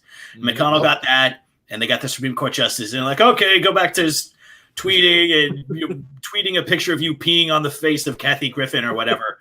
That's why we got our tax cuts for Elon Musk. We got our deregulation. We have a Supreme Court now. Like you just go do that. Like even there, you see like how like the friggin' bread and butter economic issues like were the core. Okay, we got that done now. Now go crazy. Well, it's absolutely the core. I mean, there's all like I think a really good demonstration of this. I think I was originally getting this from Matt Brunig, but I brought it up and I did this thing for. There's a right-wing magazine, compact magazine that they were running. They were running a sort of case for Trump 2024 article, and they invited me to write a response to it. As the case for burning 2024, and one of the I say right wing. It is right wing. It's also sort of eclectic, and they have a position that's different from most other. That part doesn't matter, right? But they have but in the one of the things I pointed out in this article is like, again, I absolutely love this.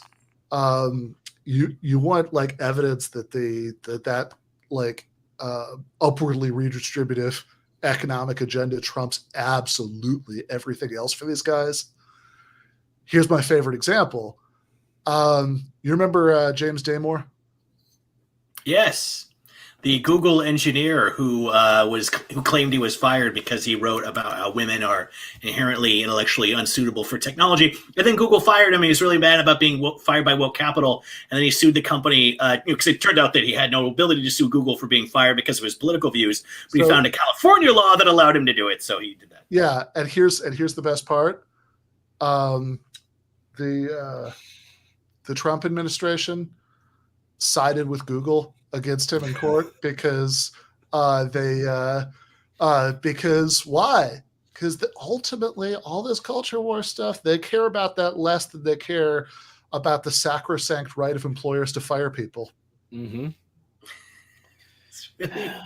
When it comes down to cases, like this is usually what happens. Yeah. I forgot about that story. That's a good one. Like that's I mean that's it. I mean this is what they guys, I'm beginning to think that people in certain socioeconomic categories have similar interests, similar material interests than other people in different socioeconomic categories. We should come up with a name for that. Yeah, I think you might be onto something. Yeah. That's Clue. Yeah. Clue smuggle. That's what it is. That's what I called it. Original idea, don't steal. Fair enough. Intellectual property, Brenton Lengel. Okay. Guys, this has been a lot of fun. We are a little past 10. I need to my socialist overlords, Jacobin, want an article from me tonight, so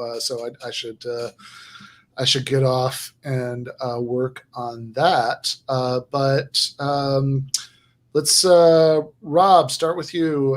Where can people find your stuff? I had a fun article in the Jacobins last week reviewing Doug Jones' big book, Work Without the Worker. And when I say big, I mean it was interesting. It's actually like 90 pages. People should take a look at that book. I had a fun little review of it on that. I have a thing on the Federal Reserve and current affairs coming out as soon as I get it friggin' done. Working on a big dumb book like I always am. Living life. Yeah. Fair enough. Yeah, you guys can find me. I'm on YouTube. I do debates through Modern Day Debate. I just finished debating Haas, if you guys want to see that. And I have 2 comic series, Snow White Zombie Apocalypse, which is hitting comic stores for a re-release this coming November 16th, assuming they don't push it back again. But yeah, it's a 6-issue release. And then, of course, my other title, Darudi's Shadow of the People.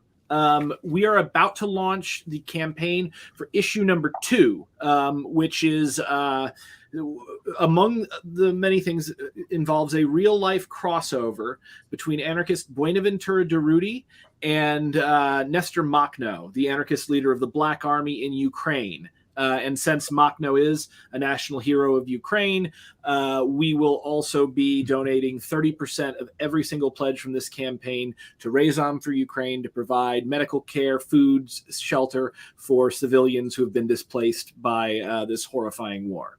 So, you can get some comics and, hopefully save some lives at the same time. All right. Sounds good to me. Well, we are going to be back on Monday with Harvey J.K. talk about Zero Books' re-release of his first book, actually, but it just came out in the new edition. The British Marxist Historians should be a lot of fun. Really looking forward to that. I haven't talked to Harvey in a minute.